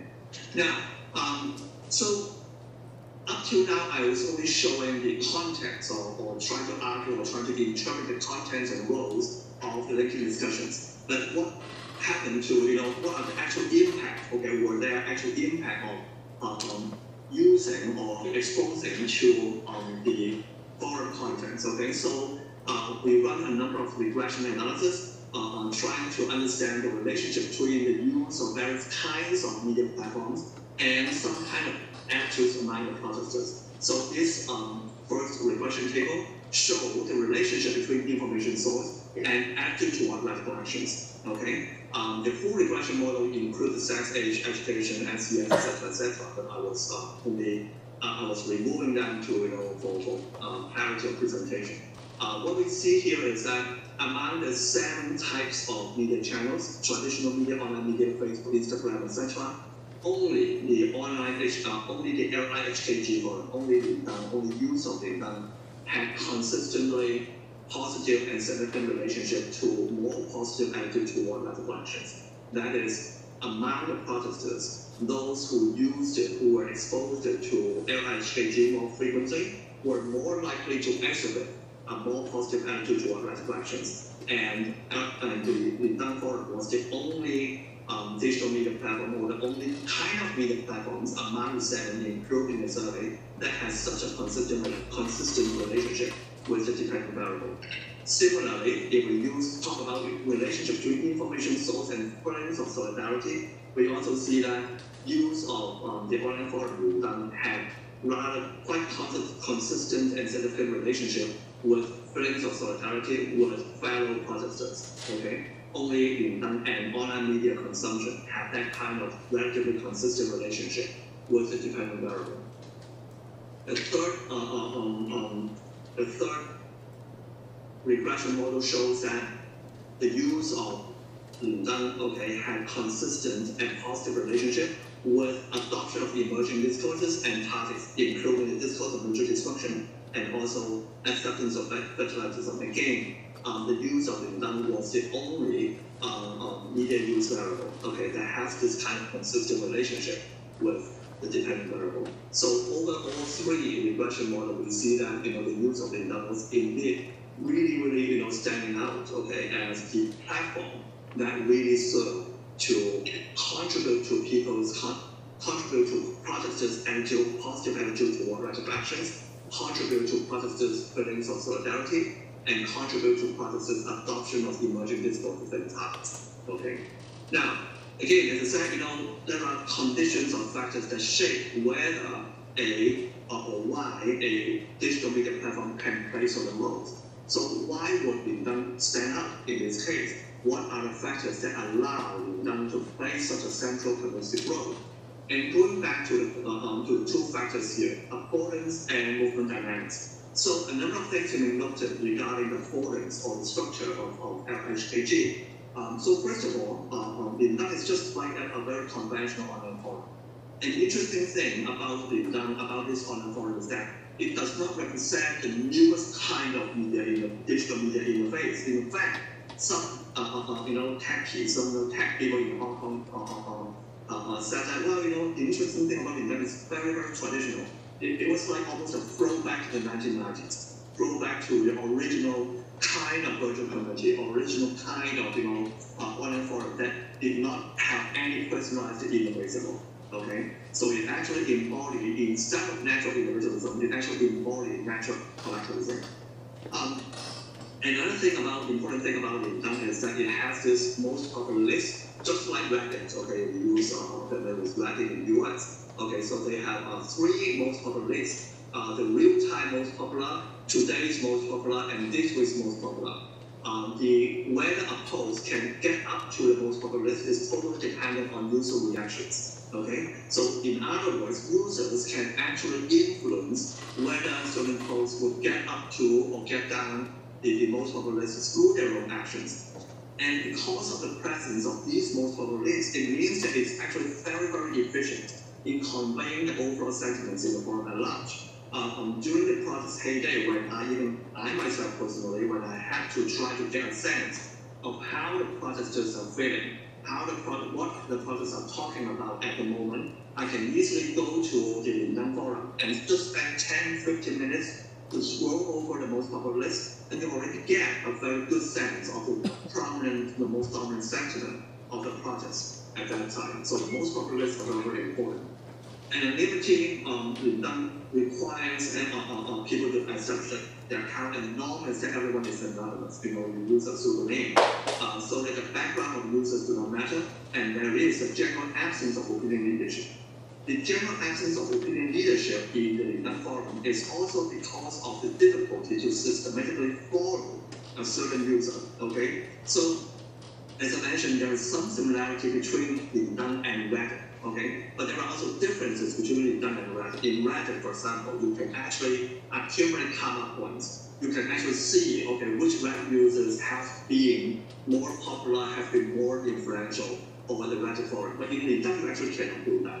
No one can accumulate any kind of points. No one can showcase the popularity.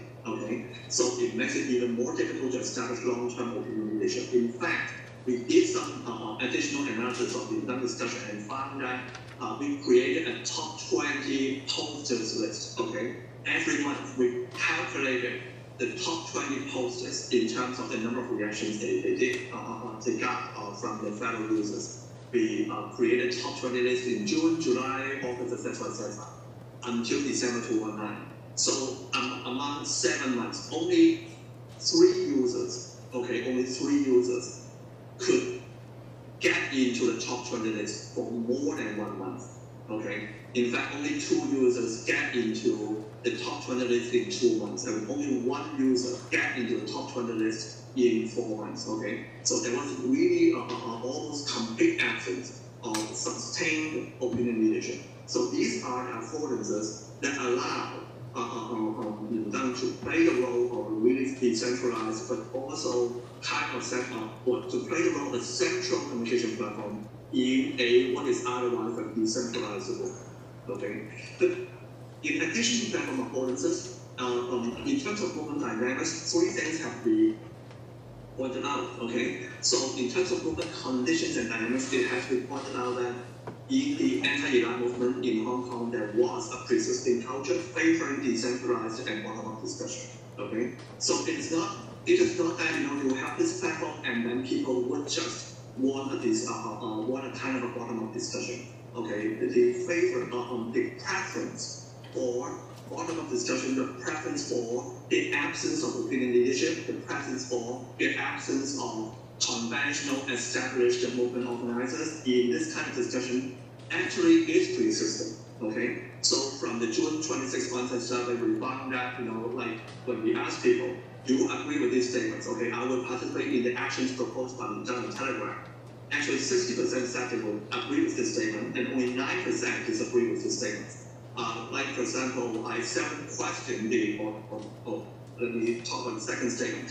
The internal Telegram are more capable of making correct decisions when compared to movement organizations. Nearly 60% said that those online discussions in those online platforms are more capable of making correct decisions when compared to movement organizations. So that the processes actually trusted those online discussions more.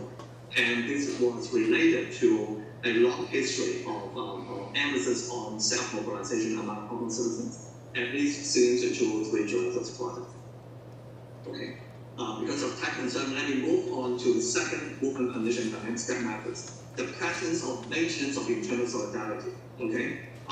Because when we talk about online discussions, when we talk about digital media communication, if there is the lack of trust, okay, if there is the lack of solidarity, online discussions can easily splinter into fragmented discussions or even splinter into mutually hostile groups. However, what we have in the anti-Iran movement was a high level of solidarity, and this high level of solidarity was again another pre-existing condition. Okay, so there was already a process or a trend of effective depolarization between the moderates and the radicals in the pro-democracy movement in Hong Kong in the 2 years before the movement.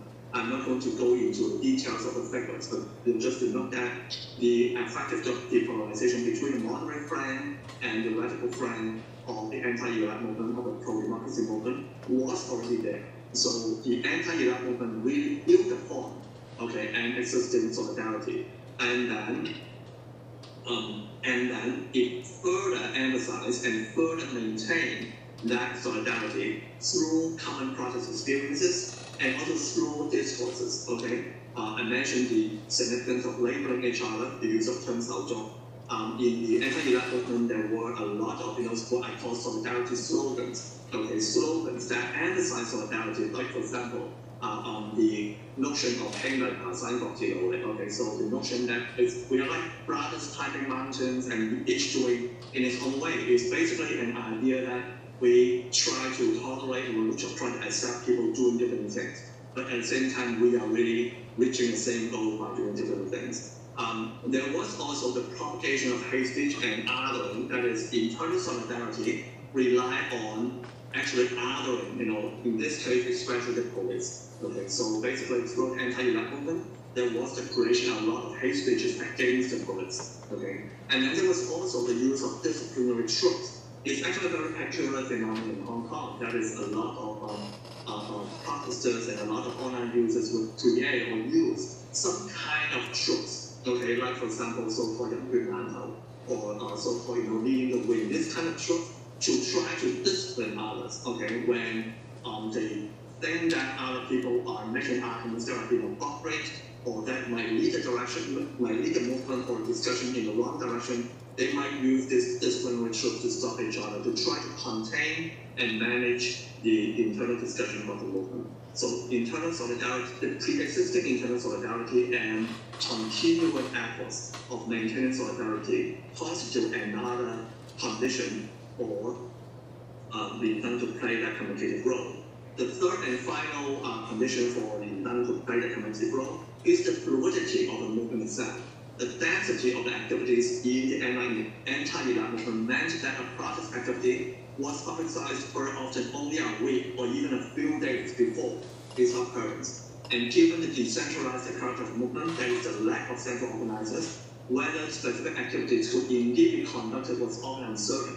Okay? There were also uncertainties when the protest was conducted, exactly when and where the clashes between the police and protesters began. These were very, practical issues of a lot of protesters, and these were not, there were no very clear, pre-existing answers on these questions sometimes before the protest activities began.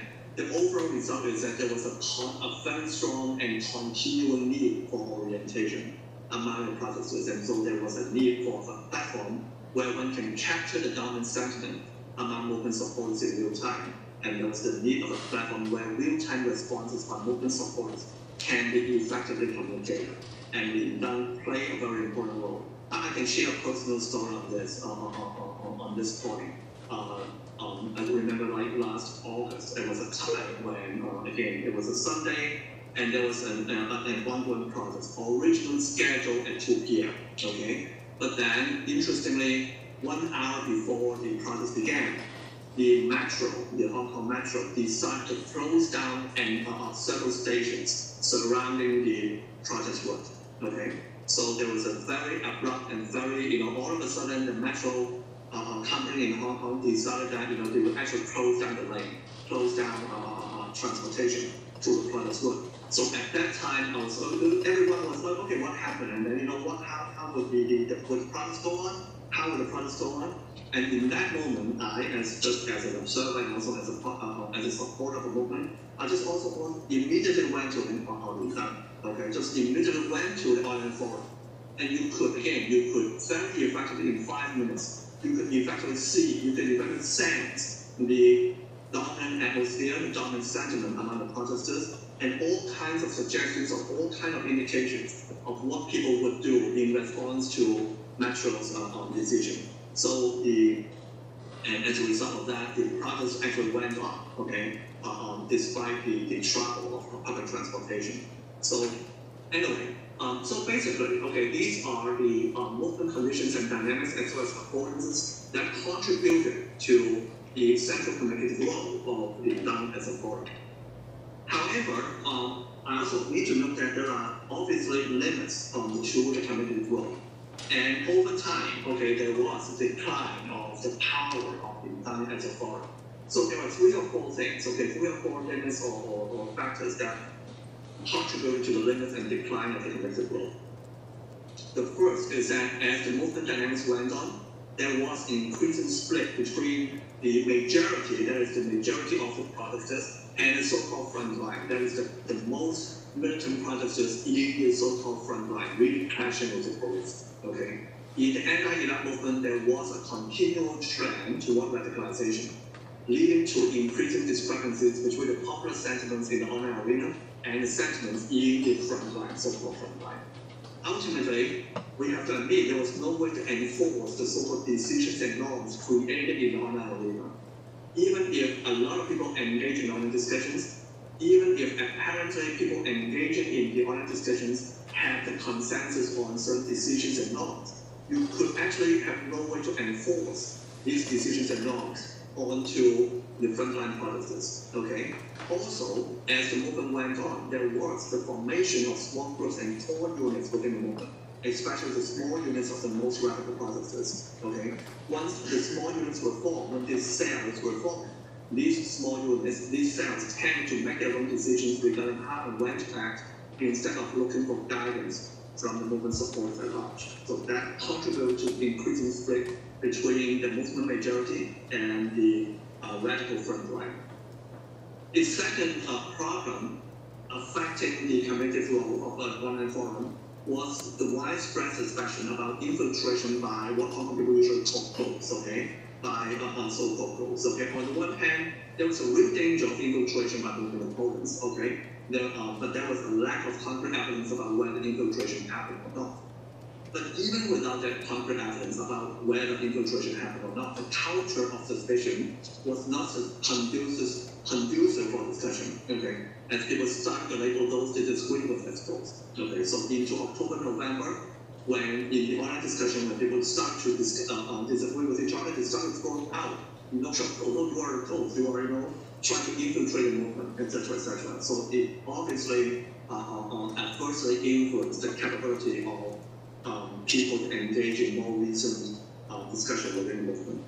The application of what I call the disciplinary troops was also uneven. There was a general sense that the disciplinary troops were used mainly by the militants against the moderates instead of the other way around. So there was increasing suspicion, increasing split between the moderates and the radical flank of the movement. The third limitation of the community role of the Lincoln Forum is that although the discussion in the early months included the participation of both the moderates and the militant supports, there was also no guarantee that the discussion was indeed rational, equal, and open to all ideas. I think this is actually one qualification that we need to add. There was also no mechanism guaranteeing that the viewpoints of movement opponents were seriously considered. Okay, what happened on the forum remained and encouraged deliberation within the movement itself. That's the third limitation that has been noted. The final limitation goes back to one of the original points that I made. Ultimately, there is still a lack of democratic decision-making mechanism. Okay, the movement emphasizes solidarity through arguing for tolerance and mutual respect. When we say, well, we allow people to do their own job, to do their own thing, to participate in their own way, to climb mountains, so to speak, in their own way, it's basically a matter of tolerance and mutual respect. Mutual respect, everyone does it in its own way. But there was no effort to establish a mechanism for collective decision making. Okay, so the platform itself does not offer any solution to the problem, and the problem of collective decision making became more and more urgent when the movement started to face a serious bottleneck into November. So these are, as I see, four factors that limit the community flow of the online forum and led to the decline of the online forum into the late months of 2009. Okay, so concluding remarks. So contemporary project movements are often digitally enabled, but much more attention has been paid in the literature to the organizational and coordinating function of digital media platforms. I believe that more attention should be paid to the communicative role of digital media. Decentralized movements need effective platforms for movement-wide communication that help articulate identities, define issues, generate responses to ongoing events, and promote and justify action strategies. And the online forum will then play the role of a central communication platform for the anti-elect movement in the first 2 months of the process. And the capability of it should be understood in terms of both platform affordances and movement dynamics. Interestingly, while platform affordances did not change in a short period of time, changes in movement dynamics can alter the capability of a forum to play the connected role. And digital and social media, ultimately digital media and social movements should be understood as co-evolving and instead of having one directional causal linkage. Obviously, in the past 10 years, there have been a lot of discussions about whether and how digital media influence or have an impact on social movements in a way. But what I would argue in the case of 5 years ago, 6 years ago, umbrella movement in Hong Kong, as well as the anti-elect movement in Hong Kong, the more productive or more appropriate way to look at it is to see digital media and social movements as co-evolving, and I think that will be allow us to actually get at the nuances of the implications of the digital transformation on social contention. So I would end my talk with on this note. Thanks a lot for listening to the talk. Thank you. Because if there's time, then questions and comments are very welcome.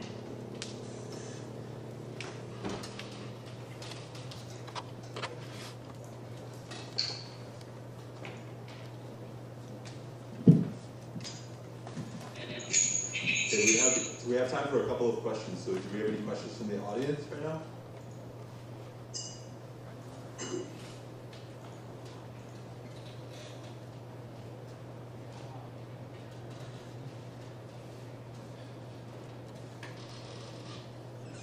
Any questions? Take some time to think.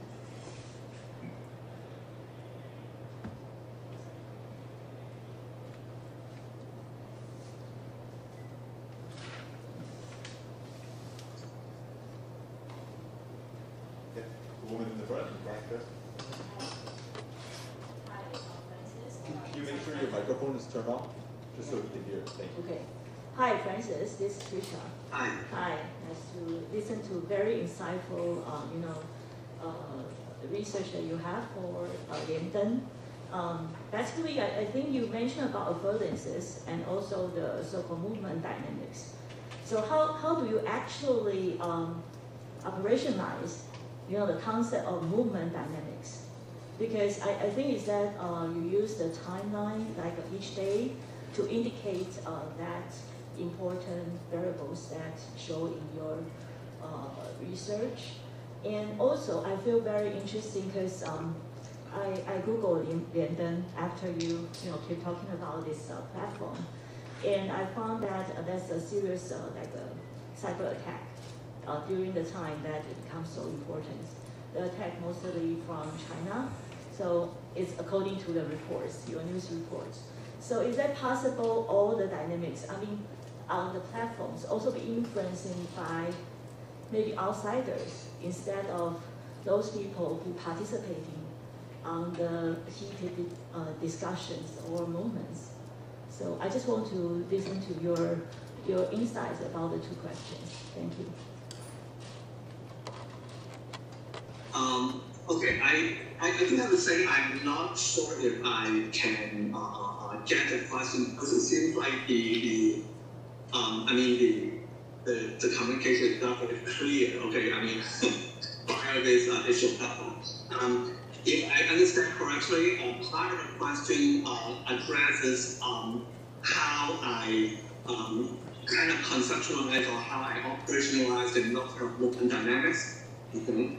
And part of the question talks about the communication, how the discussions of done on the forum are kind of, spread to the wider public, okay, right? I hope I got the questions, okay? Now, on the first point about movement dynamics, I do have to admit, up till now and in my presentation, I do talk about the notion of movement dynamics in a rather general and broad manner, okay? I think this is actually one area that researchers, not just digital media researchers, but the social movement researchers have to work on to actually talk about the kind of general kind of mechanisms and processes involved in movement dynamics. Dr. Adam, the social movement researcher, Dr. Adam, Sidney Taro, and Charles Dewey, they have actually a book called Dynamics of Contention, in which they talk about a few more generalizable kind of processes and mechanisms that are typical of movement dynamics. So one possibility for researchers to do is to draw upon some of the existing works, okay, and tie it to specific things. However, my current work on the anti-elite movement, I try to keep it broad in the meantime, because I'm not very sure if the range of mechanisms and processes identified among McDonald and are necessarily that useful to the case of anti-elite movement. So in the case of the anti-elite movement, I try to adopt a more formal approach or more grounded approach instead of imposing some kind of pre-existing conceptions, movement dynamics onto the study. About the other question, or the part of the question as a study, is how discussions on Lingdang spread to other people, spread to people not involved in the platform, not listening to the platform. Now, I think it's actually very important that ultimately, although I say Lingdang played the role of a central communication platform, a lot of those discussions, a lot of those discourses really spread through all kinds of platforms. Okay, so for example, Facebook, a lot of users, users of Lingdang would actually post and share important ideas from Lingdang via Facebook.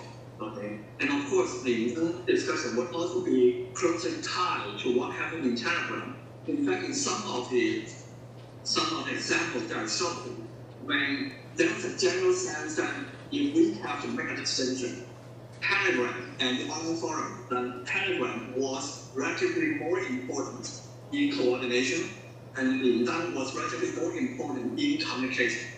But this is just an overall difference and an analytical distinction.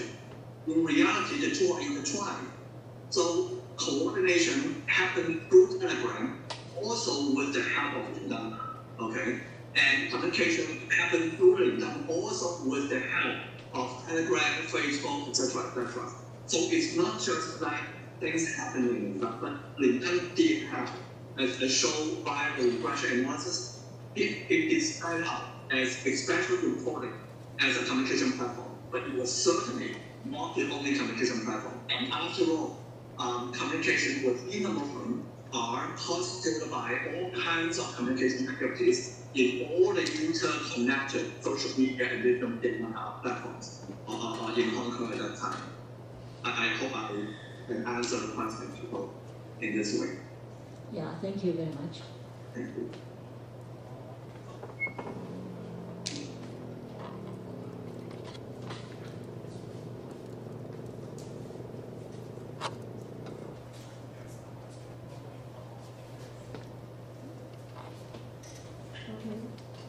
Thank you. Now please enjoy a 30-minute break. It is currently 3:45. We will reconvene at 4:15. This is Frank. On behalf of the audience, we thank Francis Lee for this insightful presentation of the Hong Kong protest and the dynamic of the social media, how that is formed and affect the movement. To enjoy the rest of the conference, now we have a short break. Let's join me to give Francis Lee a big applause. Thank you very much for the remarks. And we will serve everybody some coffee and dessert outdoors. And please come back in 30 minutes. And make sure you have downloaded the handbook of the program, because we didn't print them all, but every presenter's abstracts will be in the PDF file. So for your reference, please download this handbook. So now we'll move on, and thank you for the two hosters for the survey.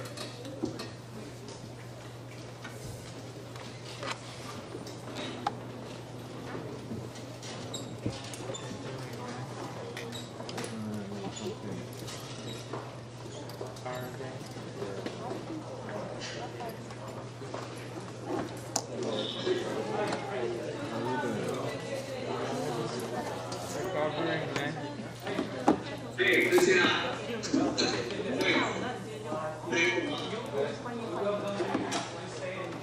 Grab some coffee outside. Sure.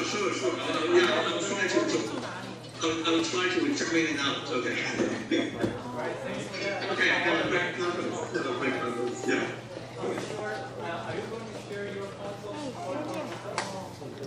Oh, yes, that's okay. That's fine. Yeah. Okay. Okay, great. Okay. Yeah, see you, friend. Finally, I can meet you. Yeah, first time, right? You always talk about the always bad things.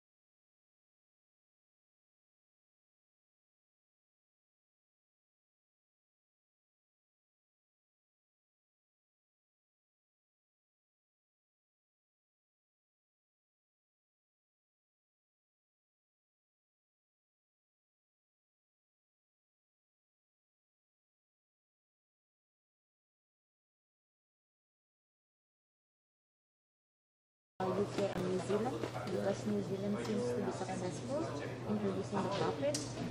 Not the same time they can at least they have a very minimum number of die people or get infected. So it is because of the health insurance in New Zealand system, the policy. Because I need to focus on the policy because the better of the policy. The difference between them is that they didn't 4:17 will resume in 3 minutes. In the UK they didn't implement any tracking system.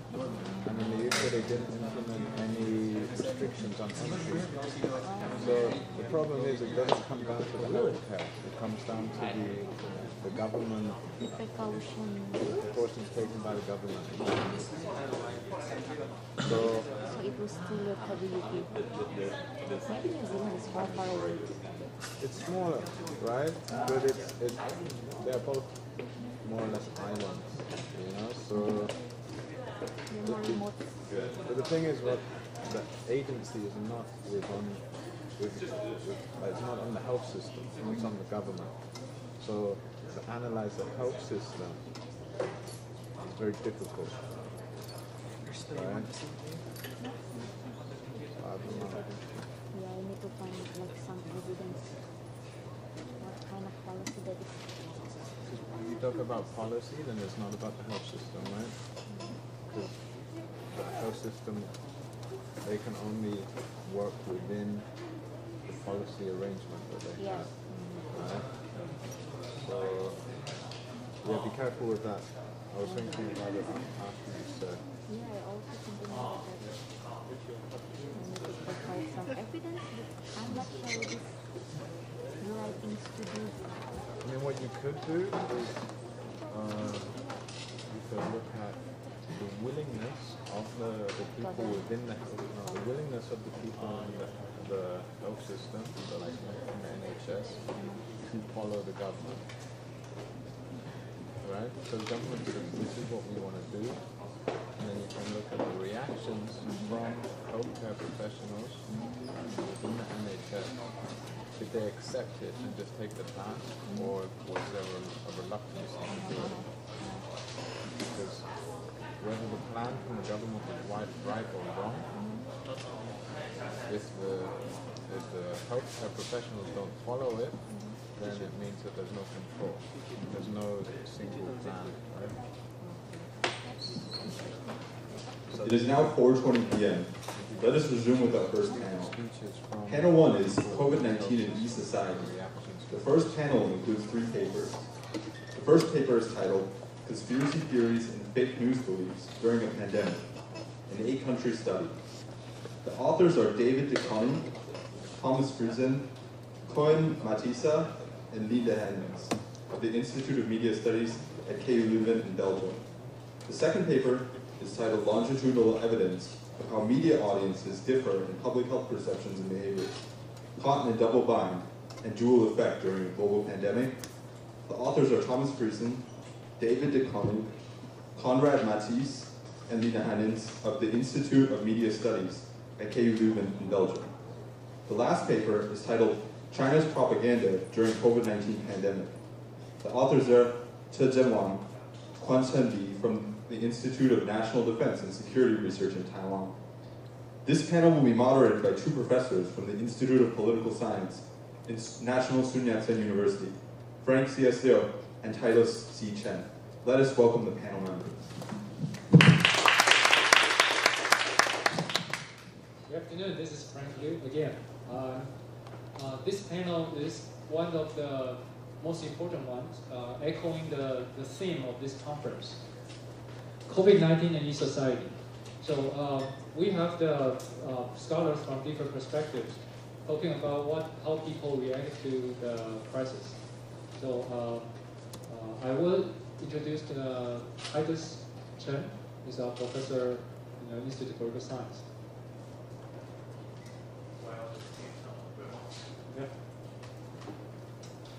Well, I think this is an event we've been looking forward to.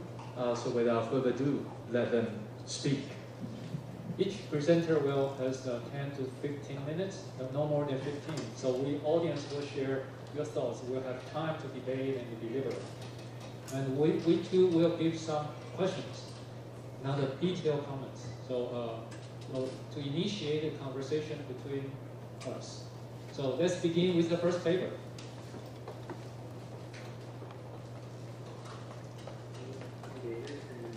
We'll be presenting a paper that we wrote on conspiracy theories and fake news beliefs during the pandemic, in which we compared data from 8 countries.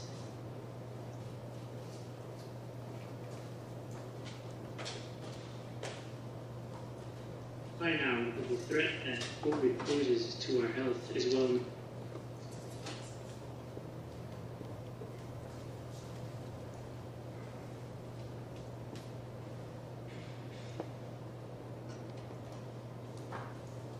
Going to everyone, so we will not go into that. But we've also seen that the pandemic has seen a rapid increase of viral phenomena like fake news and conspiracy theories, and to such an extent that the Director General, the WHO, said that we are not just fighting an epidemic, we're fighting an infodemic. Fake news spreads faster and more easily than this virus and is just as dangerous. Now, the spread of these phenomena is often facilitated by the widespread use of social media. Now, fake news and conspiracy theories are not one and the same, and they shouldn't be treated as such.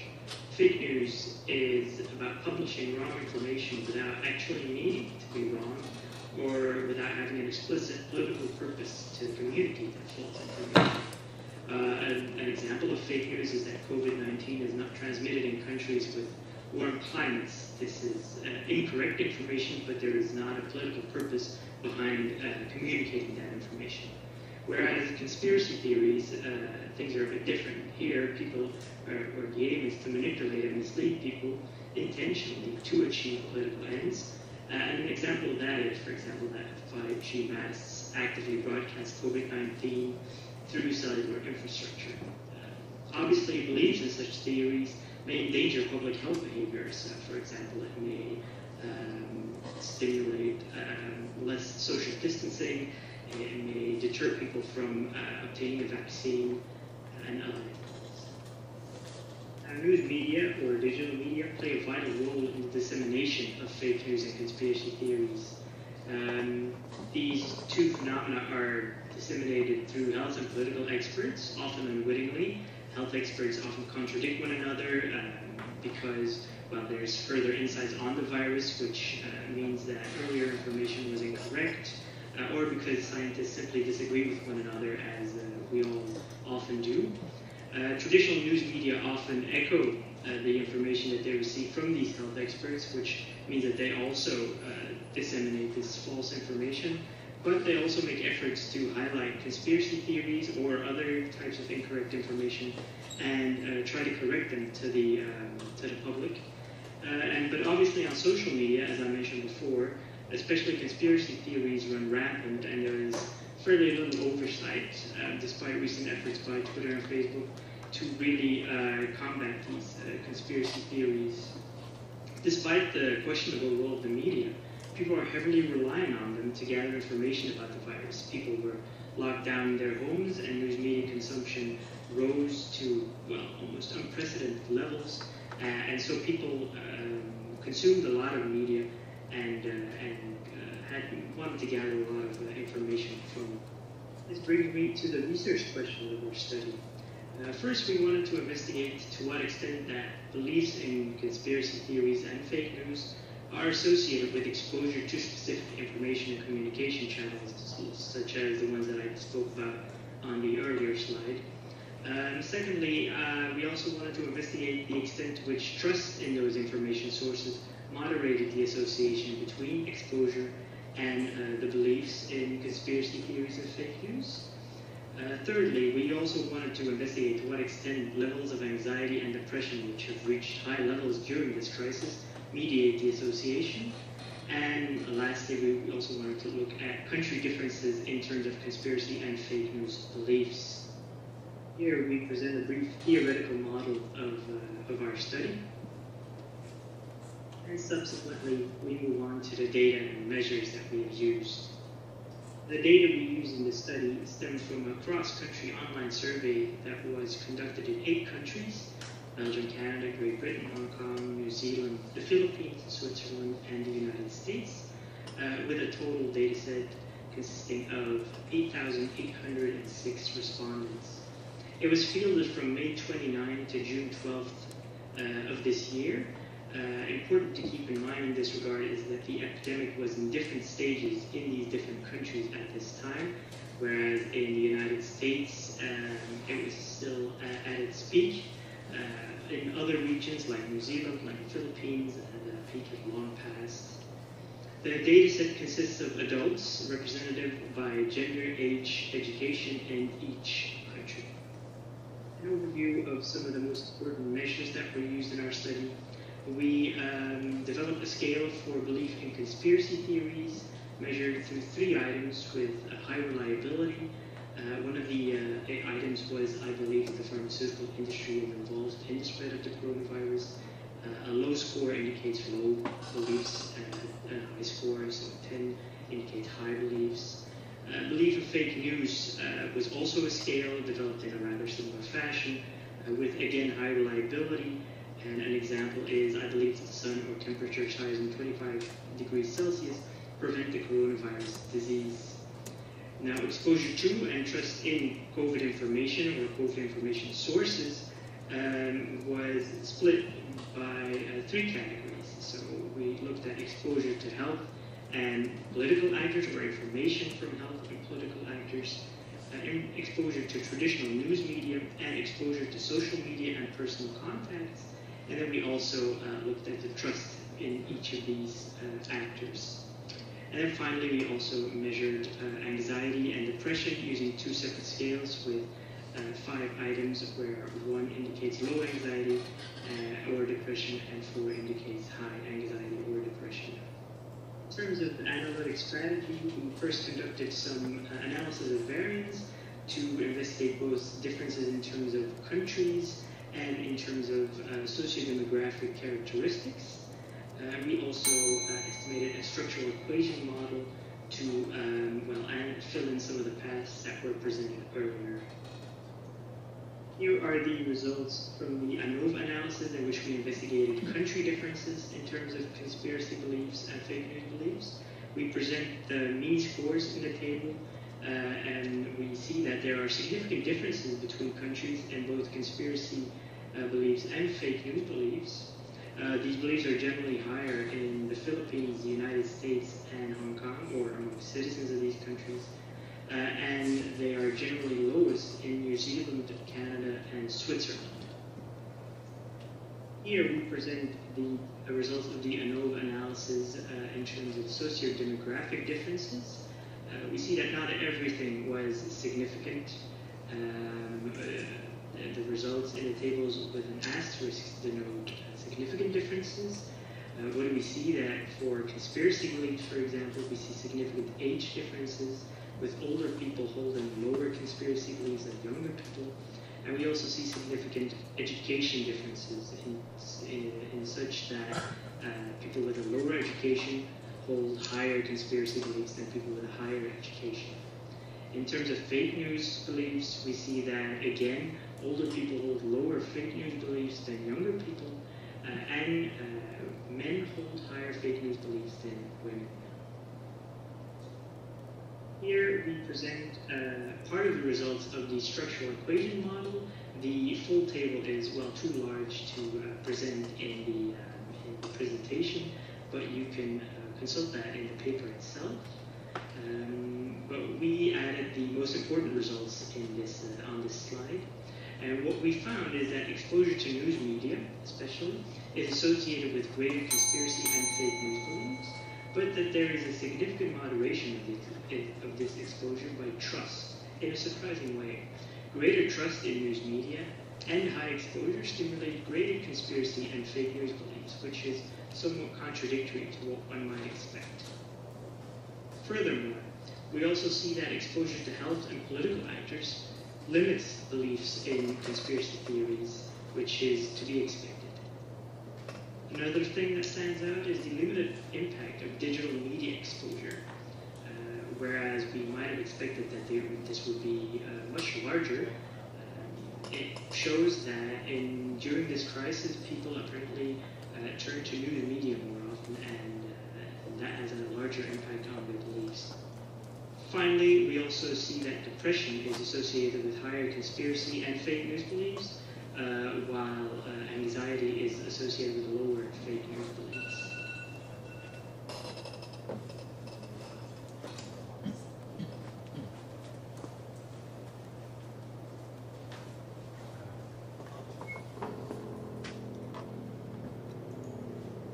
In conclusion, in answer to our first research question, we found that exposure to traditional news media was associated with greater beliefs in conspiracies and fake news, and that exposure to health and political actors was associated with lower conspiracy, but higher fake news beliefs. This last finding might be stimulated by the fact that health experts often contradict one another, meaning that people don't really know what to believe anymore.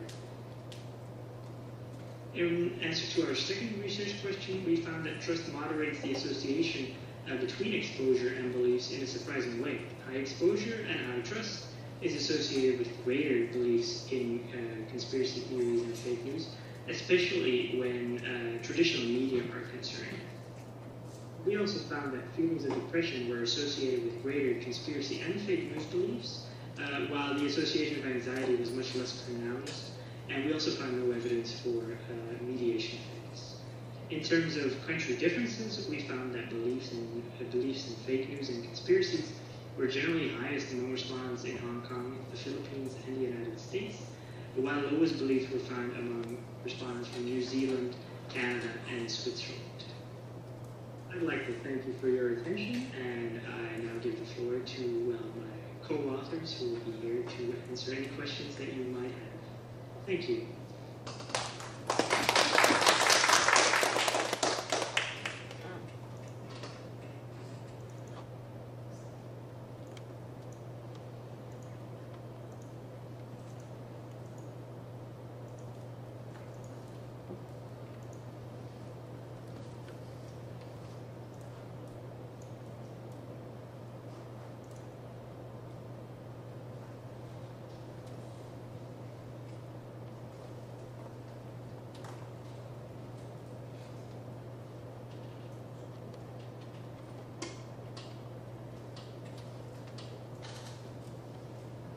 So let's move on to the second bit.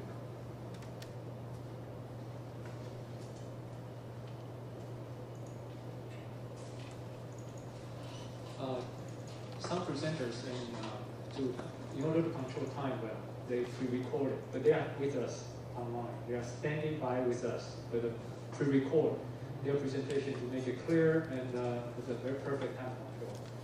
So recording may be pre-recorded.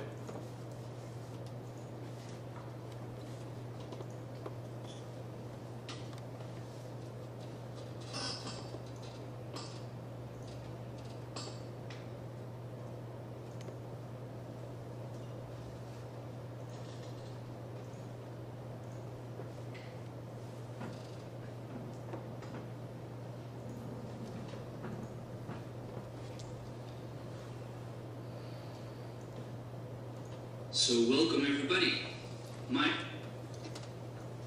name is Thomas Frissen, and I will be virtually presenting today our study entitled Source Matters: Longitudinal Evidence for How Different Media Repertoires Affect Public Health Attitudes and Behaviors in Times of a Global Public Health Crisis. Now, first of all, I'm really disappointed that I'm not there with you today. Even though these modern-day technologies in our e-societies make it possible to attend and present conferences virtually, I have to admit that it's not half as good as being there with you in real life.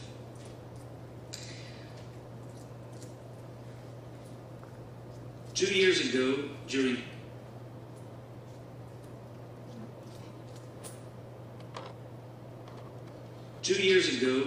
the 2018 e-society conference, I had really a wonderful time in Kaohsiung, and I deeply hope to visit you all again in the future. Now, with that being said, it is a pleasure for me to be here today, even if it is only digital.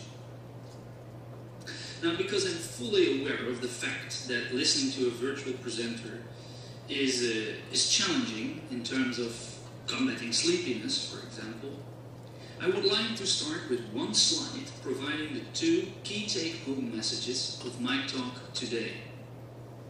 If, after listening to the following 2 points, I somehow sparked your interest, please follow along. But if not, no worries. Just remember these two key take-home messages, and then please feel free to lean back now. Allow the sleepiness to be, slowly drift off, and wake up in about 10 minutes or so.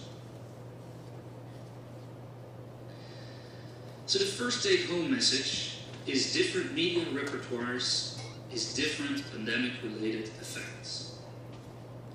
More specifically, affective responses and social-psychological perceptions of the pandemic are mainly determined by one's total frequency of exposure.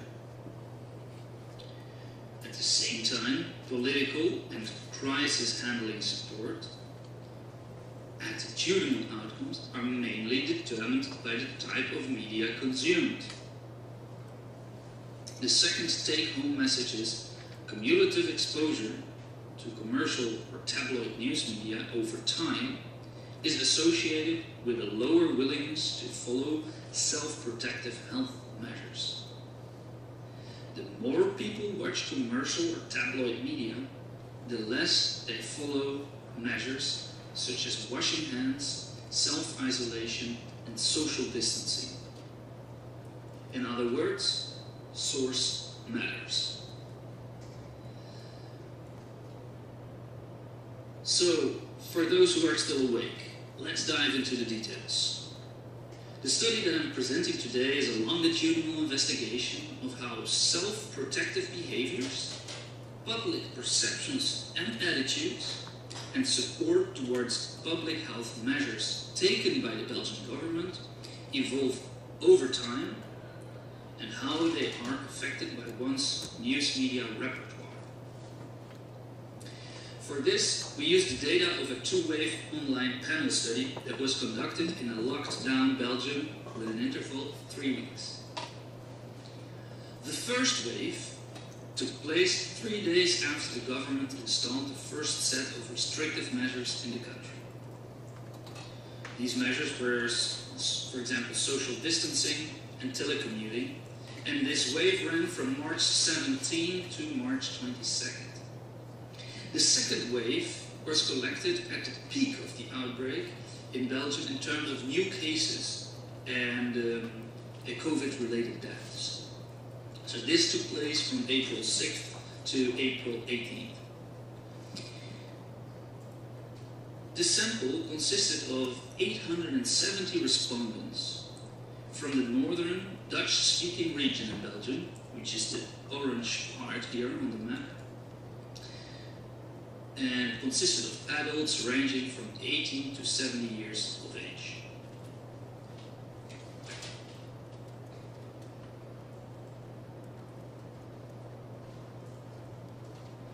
We concentrated on 4 outcome variables here. First, we measured respondents' perceived vulnerability to disease. This is a validated scale consisting of 2 sub-factors: germ aversion and perceived infectability. Germ aversion measures a person's aversive affective responses to situations with a high likelihood of pathogen transmission.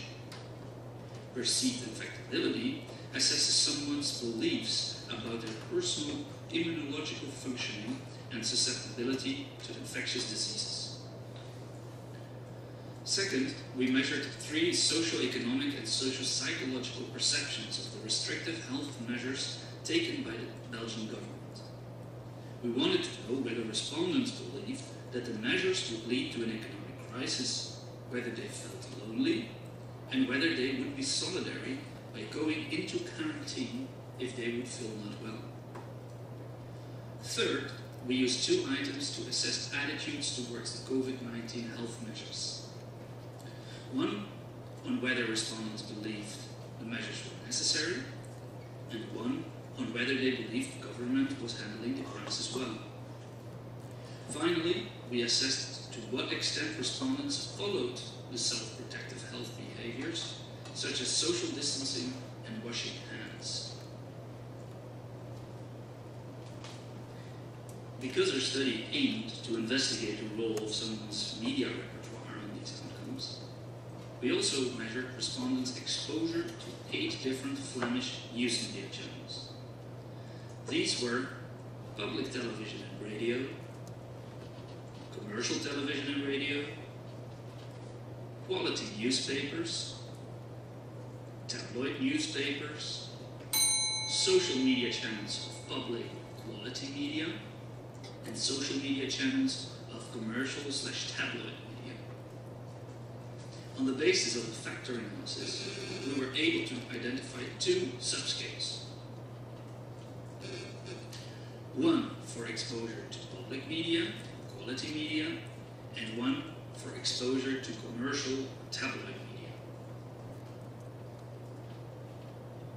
Now, in order to assign each respondent to a unique media audience condition, meaning exposure to a distinct media repertoire, we used a 2-step approach. First, we used a median split on each of the 2 media factors. This created then 2 high-low categorical variables. Second, we made a 2-by-2 matrix with both high-low variables to identify 4 distinct groups. First, respondents who scored low on public/quality media and low on commercial or tabloid news media we labeled as low overall news media condition.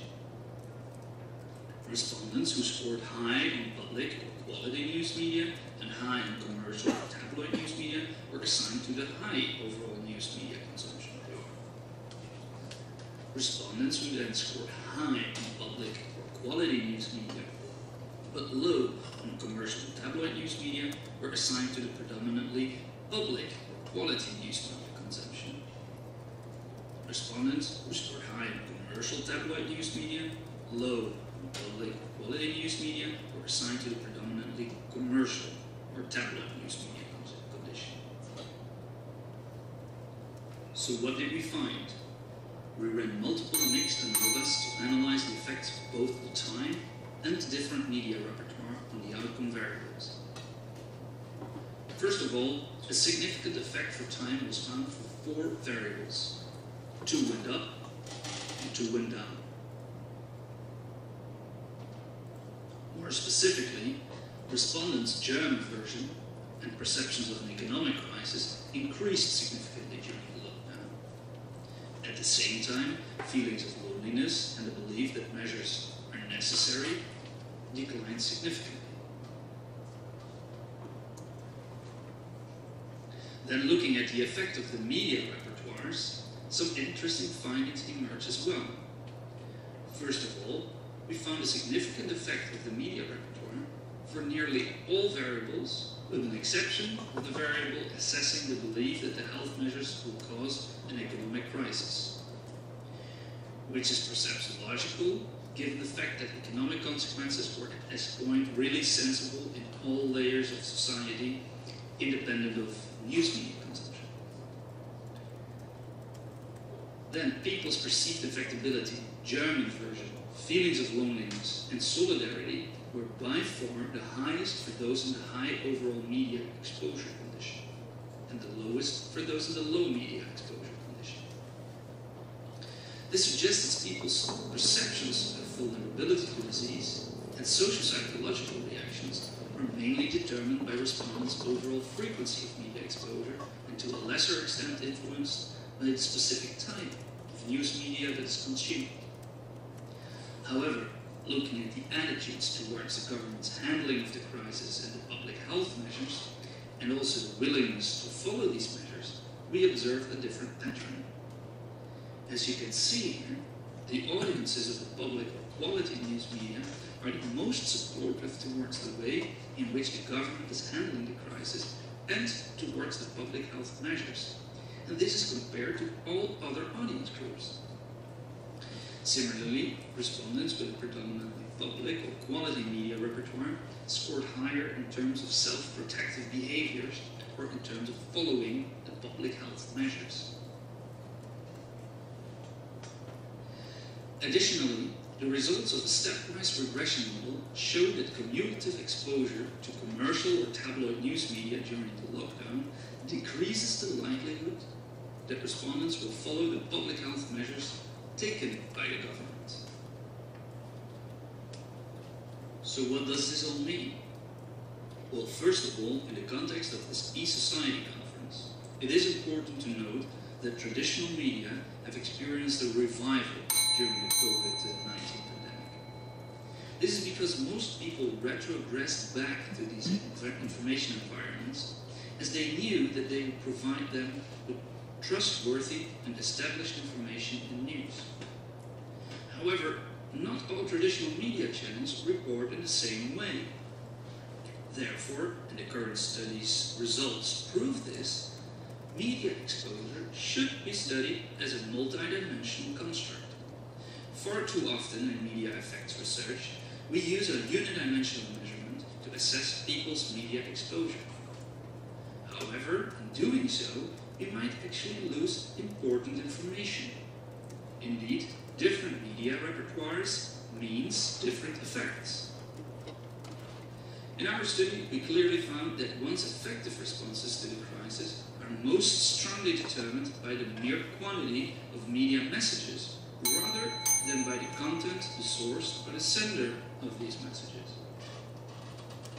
Attitudinal and behavioral outcomes, in contrast, are most strongly affected by the source of the message, whereby audiences of the public of quality news media, which are at least partly state-funded, tend to be more favorable towards the way in which the government is handling the crisis and towards the measures in general.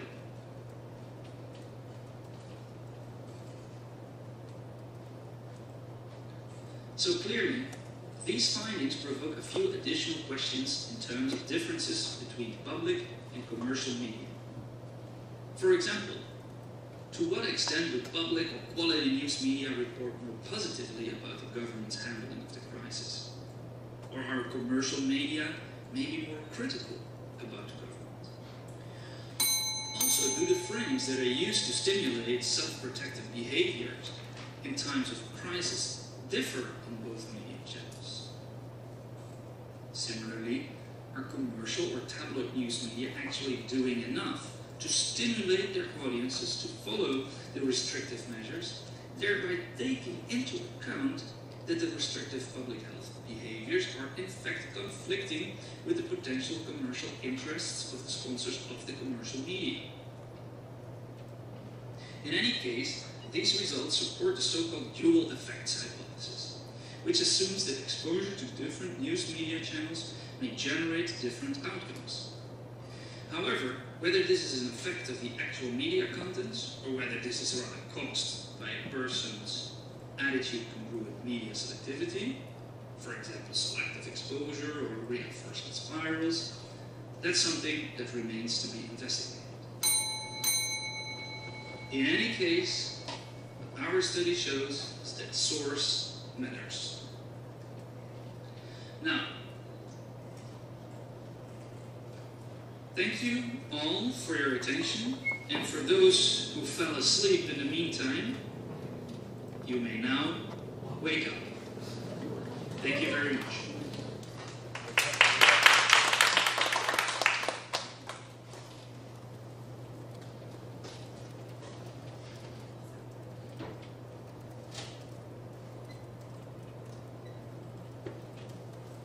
我们欢迎第3天的现场，总算到有现场。就是我们这个实体的发表，在第3天，我们待会评论的时候在一起。So we now have the physical presentation at site. After this presentation, I and Titus will come to give a short comments and recent questions. And so audience also get prepared with your question, because we probably will be able to join with the authors to talk about what we concern, and their research design, etc. Hello everyone. My name is Charles Wang. Today, my colleague Guanchen Li and I are very happy to be here to present our work. Our topic is about China's external propaganda during the COVID-19 pandemic.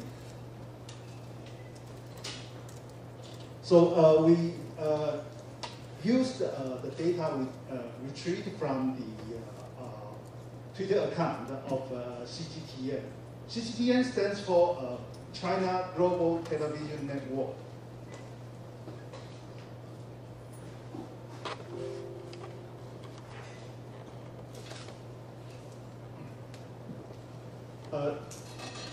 The CGTN is one of China's state media outlet for propaganda.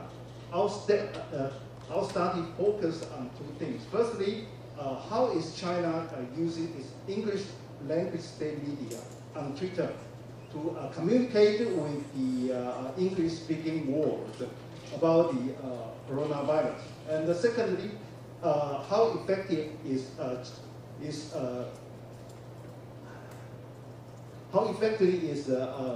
Chinese Communist Party's coronavirus propaganda? We use the Python topic model in R to analyze the tweet of the CGTN. For example, if we see the example of the tweet in the CGTN's account. For example, the text is hero on the street of Wuhan. Then we do the organization, and then we remove all the stop words. So the tweet text will left with the three words is hero, street, and Wuhan. And then we take any combination of the two words. So these three words will become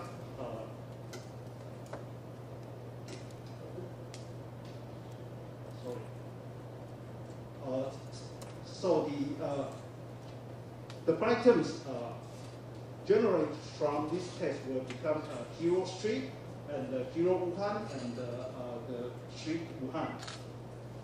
So as the Twitter limits the number of the character to 140, and the most common length of a tweet is 34 characters, and only 9% of the tweets reach Twitter's 140 character limitation.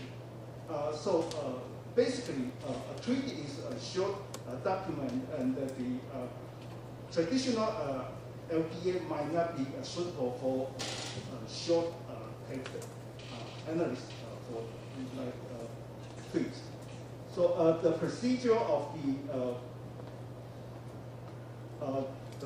of the Python token is firstly we tokenize on space and punctuation, and secondly we locate everything, and the third we ignore non-words and non-numbers, and the fourth we filter out the common stop words and the words like the COVID-19 or coronavirus, and finally a tokenized database containing two colors of 114,821 bytes were generated. So the BGN package will generate five group of topics. So and then we use our domain knowledge to give names to those topics. So the first one is the achievement and the positive energy, and the second one is the COVID-19 situation, and then the third one is the counterattack, and the fourth one is international cooperation, and the last one is the others. So we separate the text for two period of time. The first one is from the 1st of January to the end of February, and then the second one is in March and in the April. So from the graph, we can see two main things. One is in the beginning, the twist about the COVID-19 is relatively small. And then after the January 20, we can see that there are three colors of bars are relatively important. The first one is the blue one. The blue one means the achievement and the positive energy. And then the green one. The green one means the international cooperation. And the third one is the gray color, which means the COVID-19 situation reports. So we can see that in the very beginning, China tried to cover up some information about the COVID-19. And then after that, they try to propagate their anti-epidemic achievement and then spreading of the positive energy. In the second period of time, we can see that the blue color and the green color and the gray color still play important role. But one very important phenomenon is that the yellow one start to come up since the end of the March. So the yellow one means the counterattack of China. So our two finding is that at the second part of the analyst, China still propagate their contribution to fight against the pandemic. And then the second one is they try to launch the counterattack for their achievement or the global plan of the spreading of the coronavirus. So these are the tweets from the CGTN about the some very aggressive tweets. And then let's see the effect of CGTN's propaganda. Because the CGTN, they have a lot of followers. So from the numbers of the replies and the numbers of retweet and the likes, these numbers are relatively small comparing to their number of followers. So we can see that the effect of the propaganda is not very impressive.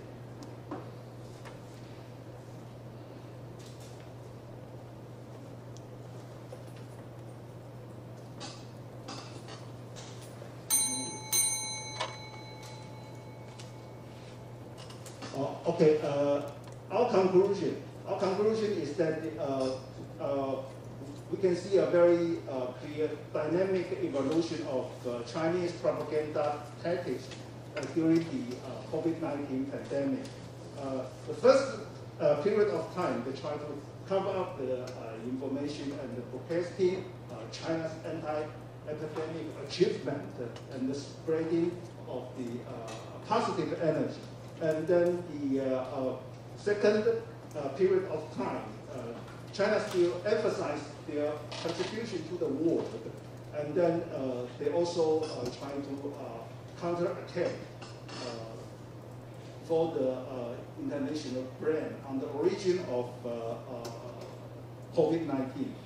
But from the number of likes and retweets, we can see that the CCP's propaganda campaign goes beyond the scope of the public diplomacy. And then finally, aggressive propaganda is not helpful for the international communication, but they arouse the international resentment for is basically what they are not wanting. Okay, this is my presentation, and thank you for your attention and time.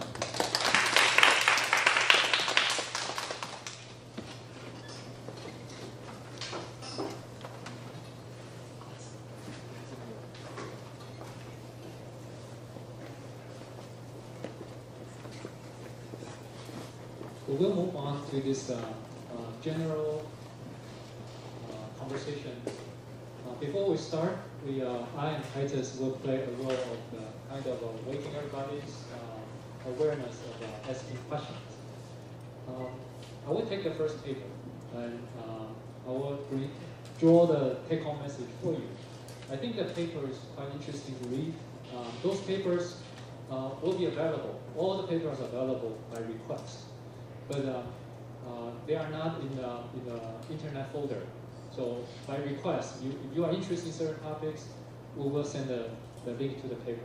But the first paper presented a few empirical findings showing that based on the eight country data, survey data, finding interesting patterns. One is the young people are very vulnerable, kind of very easy to be influenced by those fake theories, like 5G stations will make you get infected. Those kind of theories.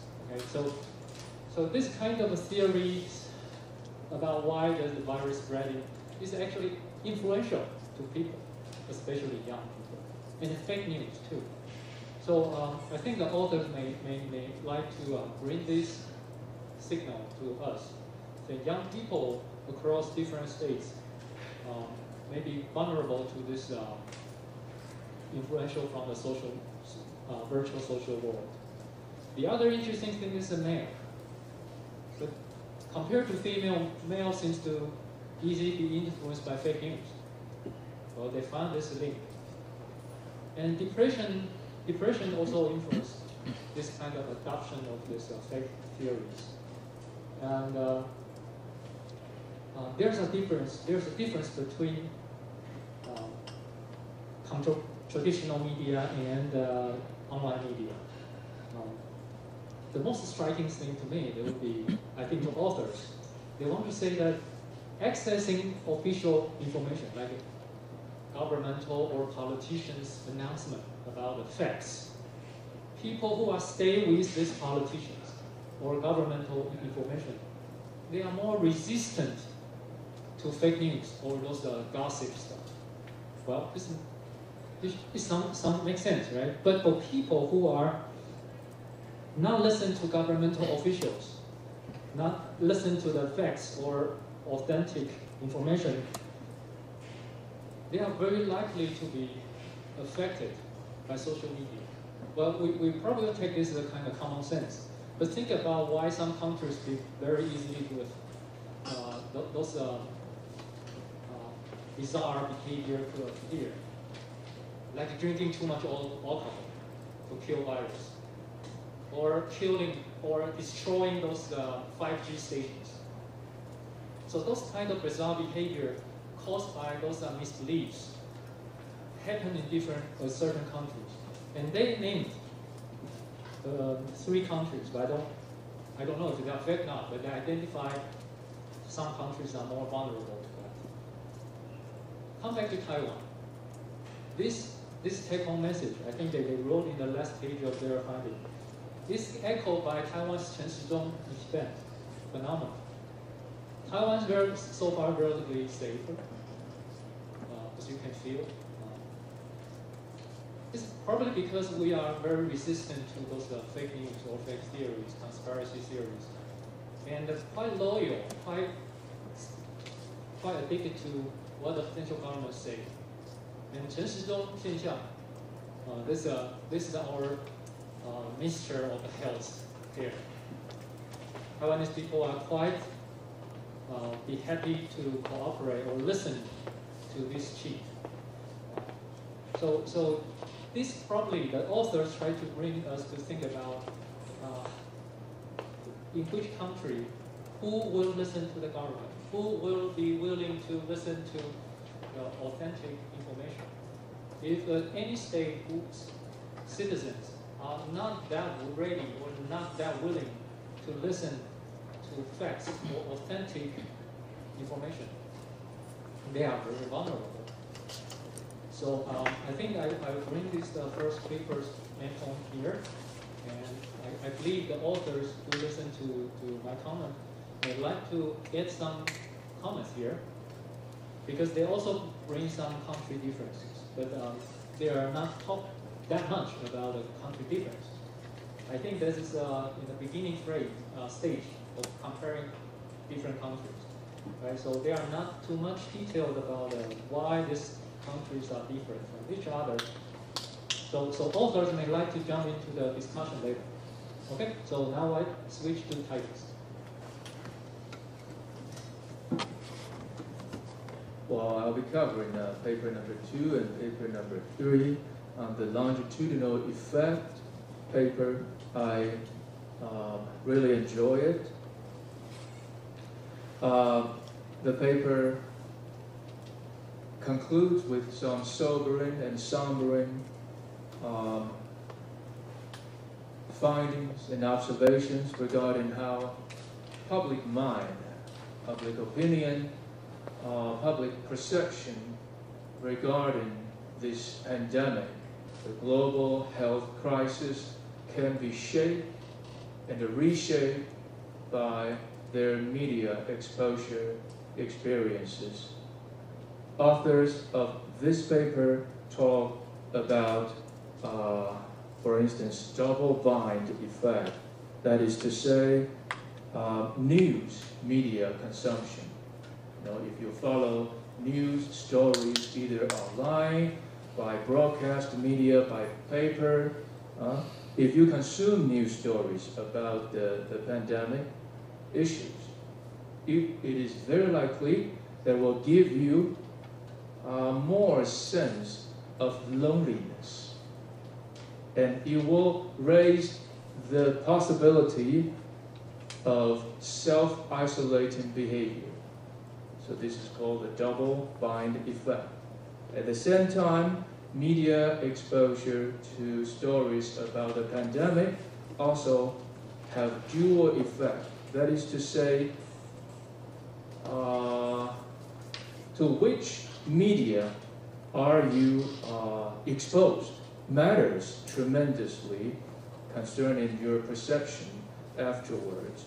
If you are exposed more to public media or quality media, whatever format, you might be more trustworthy of the government's performance, or you might be more willing to carry out self-protective behavior, such as social distancing.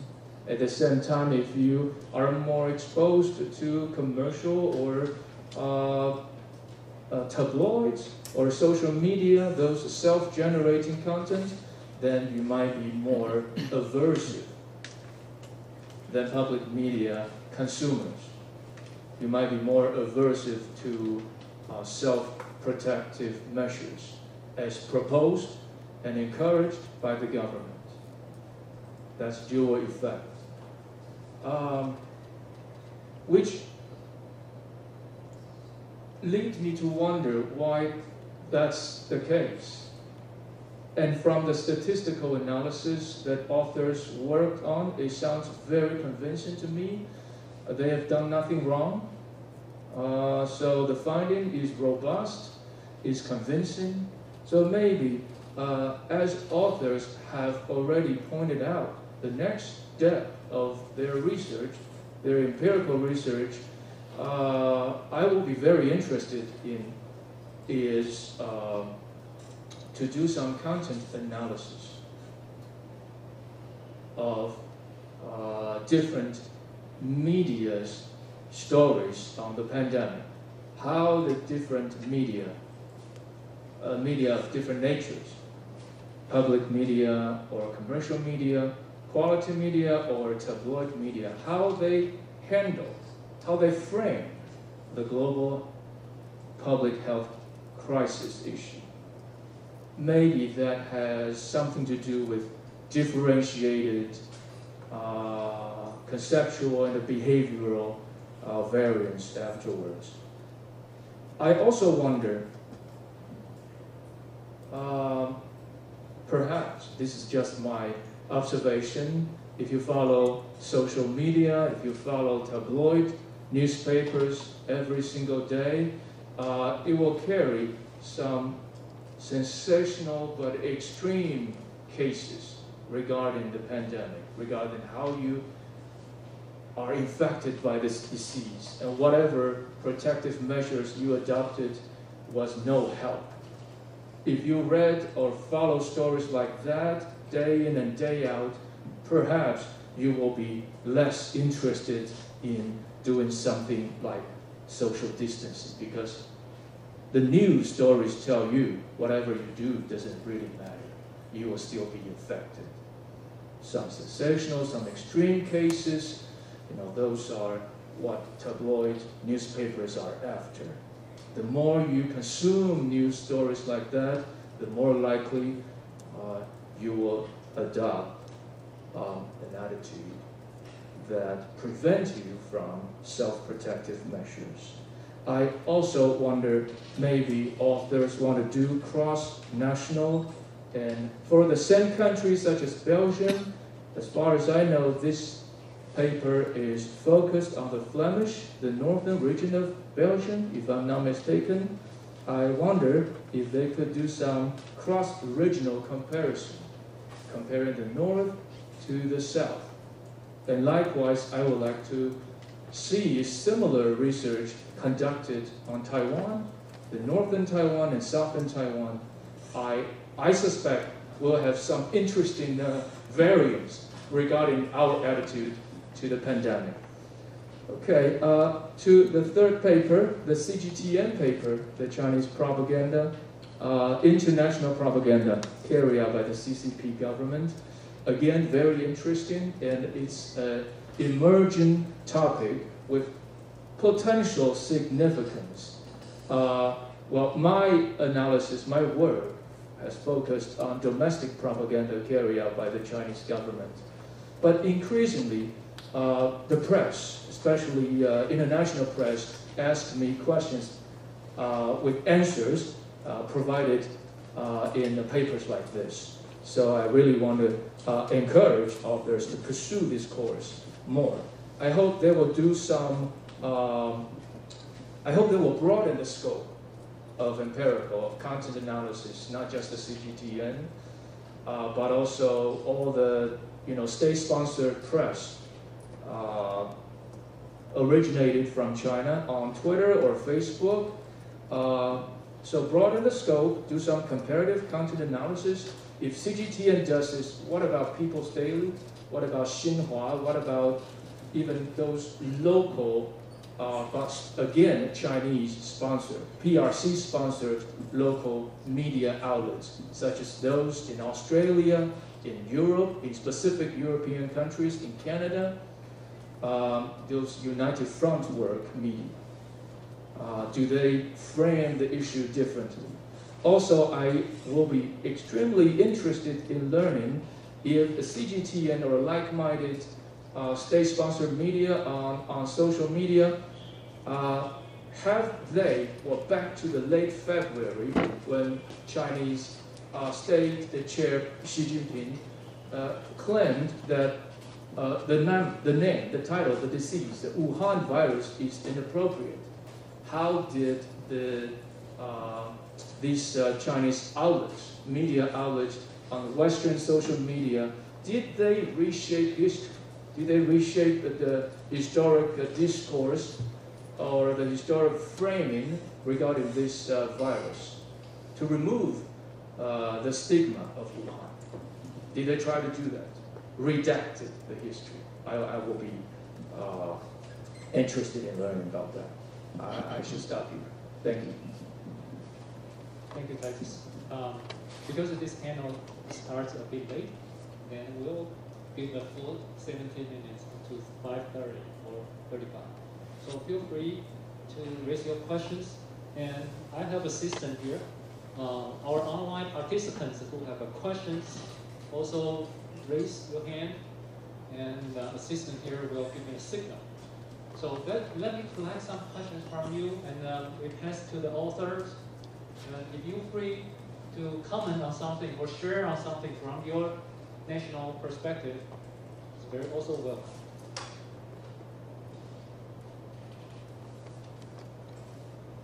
Yes, please. Yes, push the button and we can make a sound recorder.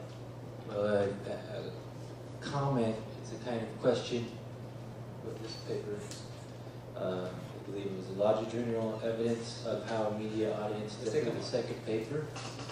I'm from the U.S., so when the authors said there's a difference between public media and commercial media, I don't know what that means. I assume that means public is, sorry. PBS. Okay, but that's not really state-run. That's kind of like a non-governmental function, but I wouldn't call that public. I guess it's public, you're right. It has public in the name. Publicly funded. Publicly funded, but not governmentally. So, I mean, is this the type that they mean at PBS, or is it a government-run, like a state-run outlet? Okay, the definition. Okay, so. Do you know either? I don't know. Thank you. Further questions? Further questions. Yeah, we collect some questions and okay, the author will respond accordingly. Questions from Philippines? Yes. I actually have questions for each members of the panel. So for the first paper, I was kind of wondering if when we use conspiracy theories and fake news, aren't we just referring to the same phenomenon, or are this just another dimension of political strategies by populist bag of tricks, or let's say propaganda? So can we not just put them in a broader categorization or umbrella term, that is propaganda?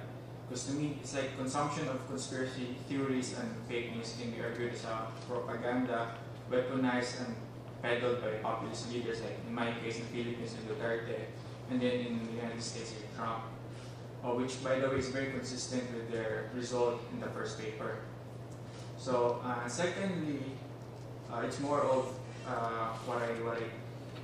although this is not in the scope of the first paper, but it would have been meaningful to examine whether there was a significant difference in the respondents' consumption of fake news and conspiracy theories before the pandemic and then during the pandemic. Or I know this would have been explored before, but maybe looking forward, or maybe the team and the first paper have some sort of like an idea of the level of consumption of fake news and the conspiracy theories before, during, maybe after the pandemic.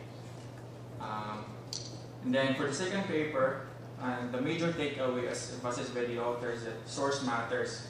But in the presentation, I was kind of looking for this term, there was no mention about political leaders or political groups who peddled or merchants of fake news or in the time of pandemic. So in my case, again, in the Philippines, the Philippines normally, Duterte does not really recognize that one. And then they amplify their own version of narratives of let's say in in the case of the United States, Trump's torpedoes his narrative not wearing masks, especially as it shapes citizens' attitudes. Perhaps the authors could also explore this one. And then for the third paper, is this CPP's tactic from covering up to counterattack during the pandemic something unique or reflective of the CPP's authoritarian strategy? That's it. Thank you. Thank you. Any questions from online or from audience? Trisha, please. Hi, I have a question for each paper. Yeah, for the first one, because I also conduct some maybe research about fake news. I'm just very curious about your definition of fake news. Actually, is very different from whatever that I read from the journal articles or research, because you said it's more similar to misinformation, which means that they don't have the malicious intention, and just the information happened to be wrong.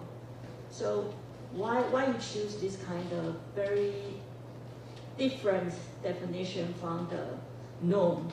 And also, when the people fill in the survey question across the 8 countries, could they really understand the differences between the message that you mentioned about related to, it's more like conspiracy theories or fake news? Because that will have tremendous impact or effects on your results. And also, I feel interesting about your results.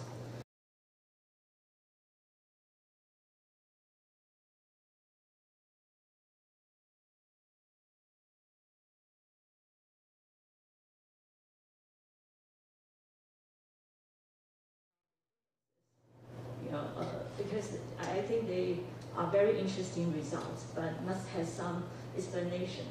For the second questions, I keep thinking about, you mentioned about longitudinal, but what kind of data you can support the results as the longitudinal research? Because I perhaps not get that part. And the third question for the third paper, because it's my first time actually looking at the so-called bi-term topical model in terms of analyzing the Twitter data. And why you select this kind of model, and what actually will bring like advantages to the analysis that you present for us? Thank you. Thank you for the insightful questions. Here's one question from Indonesia. Thank you, sir. My question is for presenter number 1. Because you mentioned about survey in your research, can you explain more about the data generating process? What is the challenge in your strategy in conducting survey during this pandemic? And the second one, about the result, because in the more vulnerable country, which is Philippines, US, and Hong Kong, there are more like have higher cases in COVID-19, but the country that is people, they are not taking seriously about the fake news or the conspiracy theory, which is Switzerland, Canada, and New Zealand have more lower cases on COVID-19. But I'm interested on the Hong Kong cases, because Hong Kong cases, they have like lower cases in COVID-19, but they are vulnerable in the fake news. Maybe you have more explanation about Hong Kong cases. Is it because of propaganda from China or because of censorship in Hong Kong? So I would like to know more about Hong Kong cases because it's interesting. Thank you. Great. Thank you. Let's make it the first round of the questions, and let's give the authors some time to respond. So in order, will David or other authors like to respond to the questions?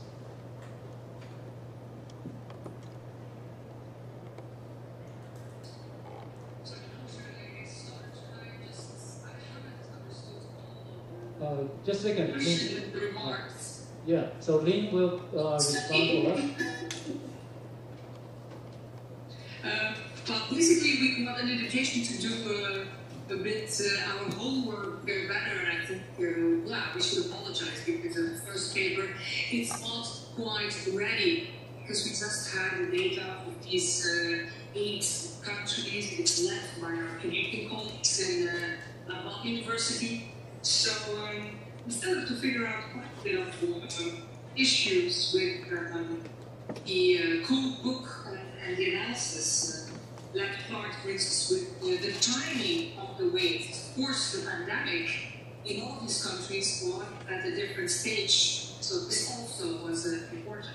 For instance, in our case, we were at the very end already of the first wave. In other countries, the pandemic was in a much more early stage, or at least in a different stage. So that was an issue.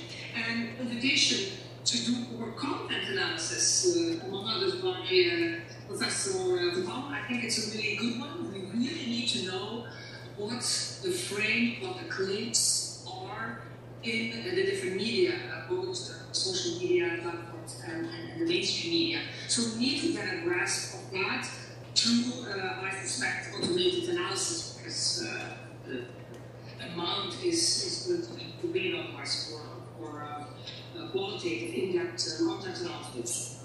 The invitation also for the Belgian study, which is really only a Flemish study, a Flemish study, we are going to combine certainly the data from the north and the south. So combining the data also with data from Brussels, the Francophone families, and also the southern part of it. So that will be done in the next months, because we see obviously regions differently hit by the pandemic, and so the media use will see differences. The amount of watching, for instance, public service media versus other media, commercial and social media. As for the question, and that question I've heard in the audience from the first respondent, as to the difference between public media and the rest. As an American, I gather, the person said, I don't really know what that means. Well, I think you should maybe frame, or we could frame it in left-wing, right-wing media in the US. You know, CNN versus Fox, public radio versus commercial video. We did a European versus American coverage study on how migrants and refugees are being portrayed in the media, and we definitely saw differences there. Public service media is a European concept being exported to other countries, but public media are different. They have a mission. Okay, they have to reach people, a certain amount of people, but figures are not so important. Quality is important. Of course, in times of pandemic, it's important also to have high reach. And we saw, especially in Western Europe, a lot of people being exposed to public service media and also have trust in public services. That exposure decreased after we went along the crisis. So we saw that in the second and third wave. So we're curious to see how it will play out in coming waves, because we're planning for the fifth and sixth wave beginning well, now in the autumn and spring 2021. So the results are puzzling, and some person brought it up. You should have results before the crisis and during the crisis. We obviously don't have that. We only have literature before the crisis, and we see that our results are pretty counterintuitive. So it must have to do something with the atypical situation and the crisis situation in which we are. Let's see that in that light. But a lot of puzzling results, and we will get in touch more intensely with our teams, our national teams, because the differences across the countries, meaning differences among different media ecologies, were huge, were very important, and we need to look into that further. So thank you for the remarks. Well taken. Lee, for the first paper, do you like to add some observation about countries difference, like Hong Kong? And anything else you want to talk about the specific country?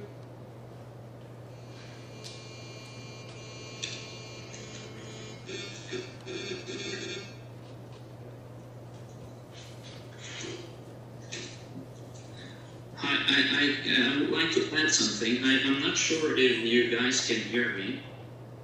Okay. Okay, so thank you all for the good question. Also, I would like to still go back a little bit to the participant from the United States. It's indeed the case that public media is funded by tax money predominantly, but it's not necessarily the spokes medium or the official medium by the government. So that isn't. That said, it is the main quality news media in Belgium. And so, as Leen already said, they have this kind of mission to provide context and to more overarching or better trustworthy channel. And so that Titus also said is that those commercial media, they often don't provide this context. And they have these paid headlines and sensationalist narrative, which is exactly what they are after. And that might be a thing that content analysis should clear out if that context provided by public media, for example, is that the case? Do they provide context? And indeed, does that help in well, let's say, following these matters and having respect for the government's decisions and helping the crisis? And then so also shortly the participant from the Philippines and the other participant on the question of how fake news and conspiracies are measured, and to what extent these are like continual, even maybe like propaganda construct. And so, first of all, I think it's important to note that the respondents never saw or got to question whether they believed in fake news or conspiracies or so. So they only saw items like, for example, the 5G belief. Do you believe that the virus is spread through 5G masts? And based on a factor analysis and based on data analysis, that together with drinking alcohol, for example, believe that became one factor. We labeled that, which is of course a little bit a subjective process, but we labeled that as a conspiracy beliefs container. And the same is for fake news, and it's true that we use fake news here maybe wrongly, and it's rather like false information or misinformation. And we are still, and that's also what Leen already said, this is work in process, and so we are still looking for the correct term here. Fake news is, in our opinion, in any case, too contentious for an academic paper. So we are still looking for this, and it's probably better to look at it at a container of false information. And then the last question that I would like to also add to this this idea of the significant difference before the pandemic and during the pandemic. A possible explanation for our public bias is maybe, for example, method bias. So it's true that people who maybe watch a lot of media and they also have a high trust in the media. They also have high beliefs in fake news and conspiracy, but maybe they have also just high beliefs in the reality, and they just are good of belief. And so that could have been an important control variable when do you believe actual factual information of the pandemic, and we don't have that control. So we're not sure to what extent we're actually measuring with people as scoring high on media and trust and in belief. So, and the same is like, do they also believe those things that before the crisis and after? So something that we have to see. And there, in the context of the source matters question, that's the final answer to the question that I would like to answer. It's of course also possible in this in the fact that we found like high trust in news media and high consumption of news media is associated with high belief in conspiracy belief or false information. It is very well possible, in line with framing theory, that news media have become caught up in this maybe a chain reaction or so, where they had to debunk the myths. So they had to have news articles stating, no, the virus is not spread by 5G. And so in framing theory, Lord George Lakoff uses this as negating a frame, also reinforced the frame. And so this is one of the explanations for our findings. It's very possible that people are exposed to this frame, although it's been refuted or debunked by traditional media. But just the mere fact of getting exposed to it, it's actually creating this belief in it as well. So these are my contributions so far. And I have to say, this is it's late maybe in the responses because I follow it both the live on YouTube and in here. So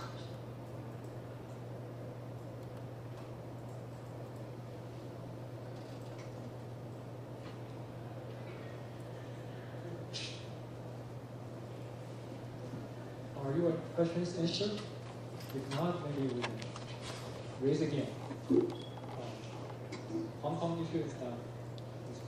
So, Thomas or Ning, when you compare countries, did you see the anything special regarding Hong Kong case?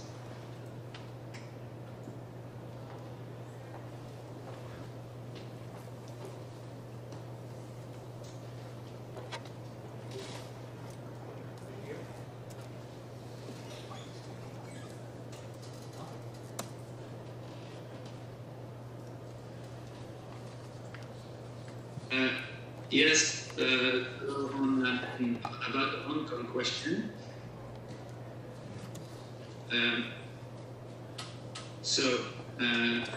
Is it okay? Am I connected? Yes, we hear you. Okay. So it's indeed what we found, the 3 countries that are most susceptible.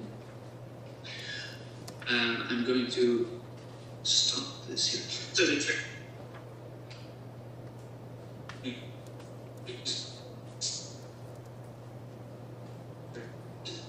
in the US. And looking at this, maybe like country-specific factors that make these transmissible is different media and economic climate in these countries. And specifically, what they all maybe happen is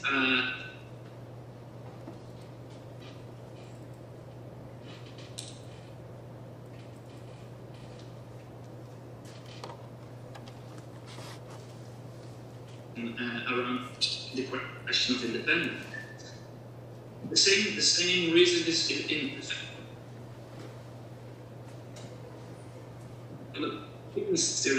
there is detected. And of course, in the United States, we would see every day again increasing polarization. And in the fake news or misinformation literature, these factors, polarization, fragmentation of news media, partisan communication, these are very important factors that contribute to believing in fake news or conspiracy.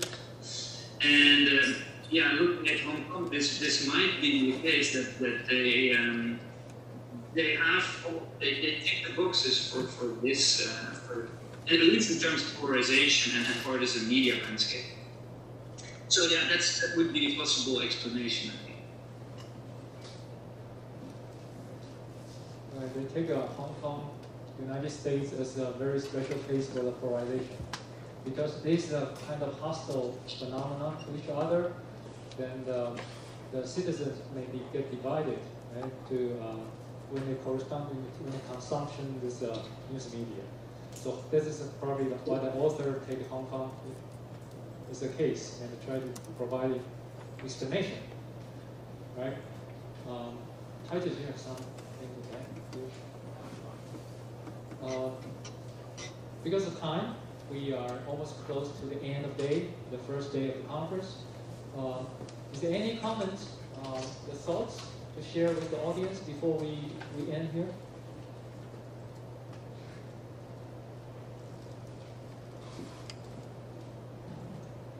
We will have the roundtable in the third day conference. So if you do have some reflection on the findings or the topics, feel free to join the roundtable the third day.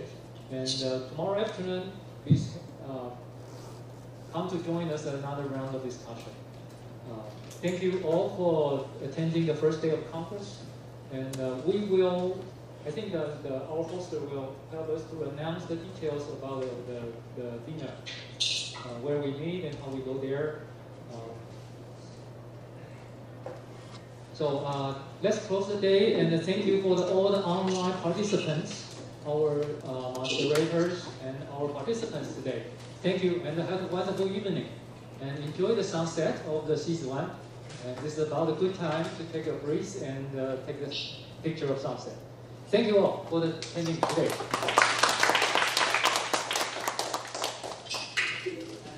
And Thomas and all the good friends there. And thank you for this for participating this morning. And you have a wonderful day. And we'll see you tomorrow morning. Okay, see you tomorrow. Bye. Thank you to all of our panel members again. Finally, let me remind you, when leaving, please return your name tag to our staff members near the door. For participants, dining location is at the banquet hall on the second floor of the Ambassador Hotel. We look forward to seeing you tomorrow at 2 p.m. when we will resume. Have a good evening.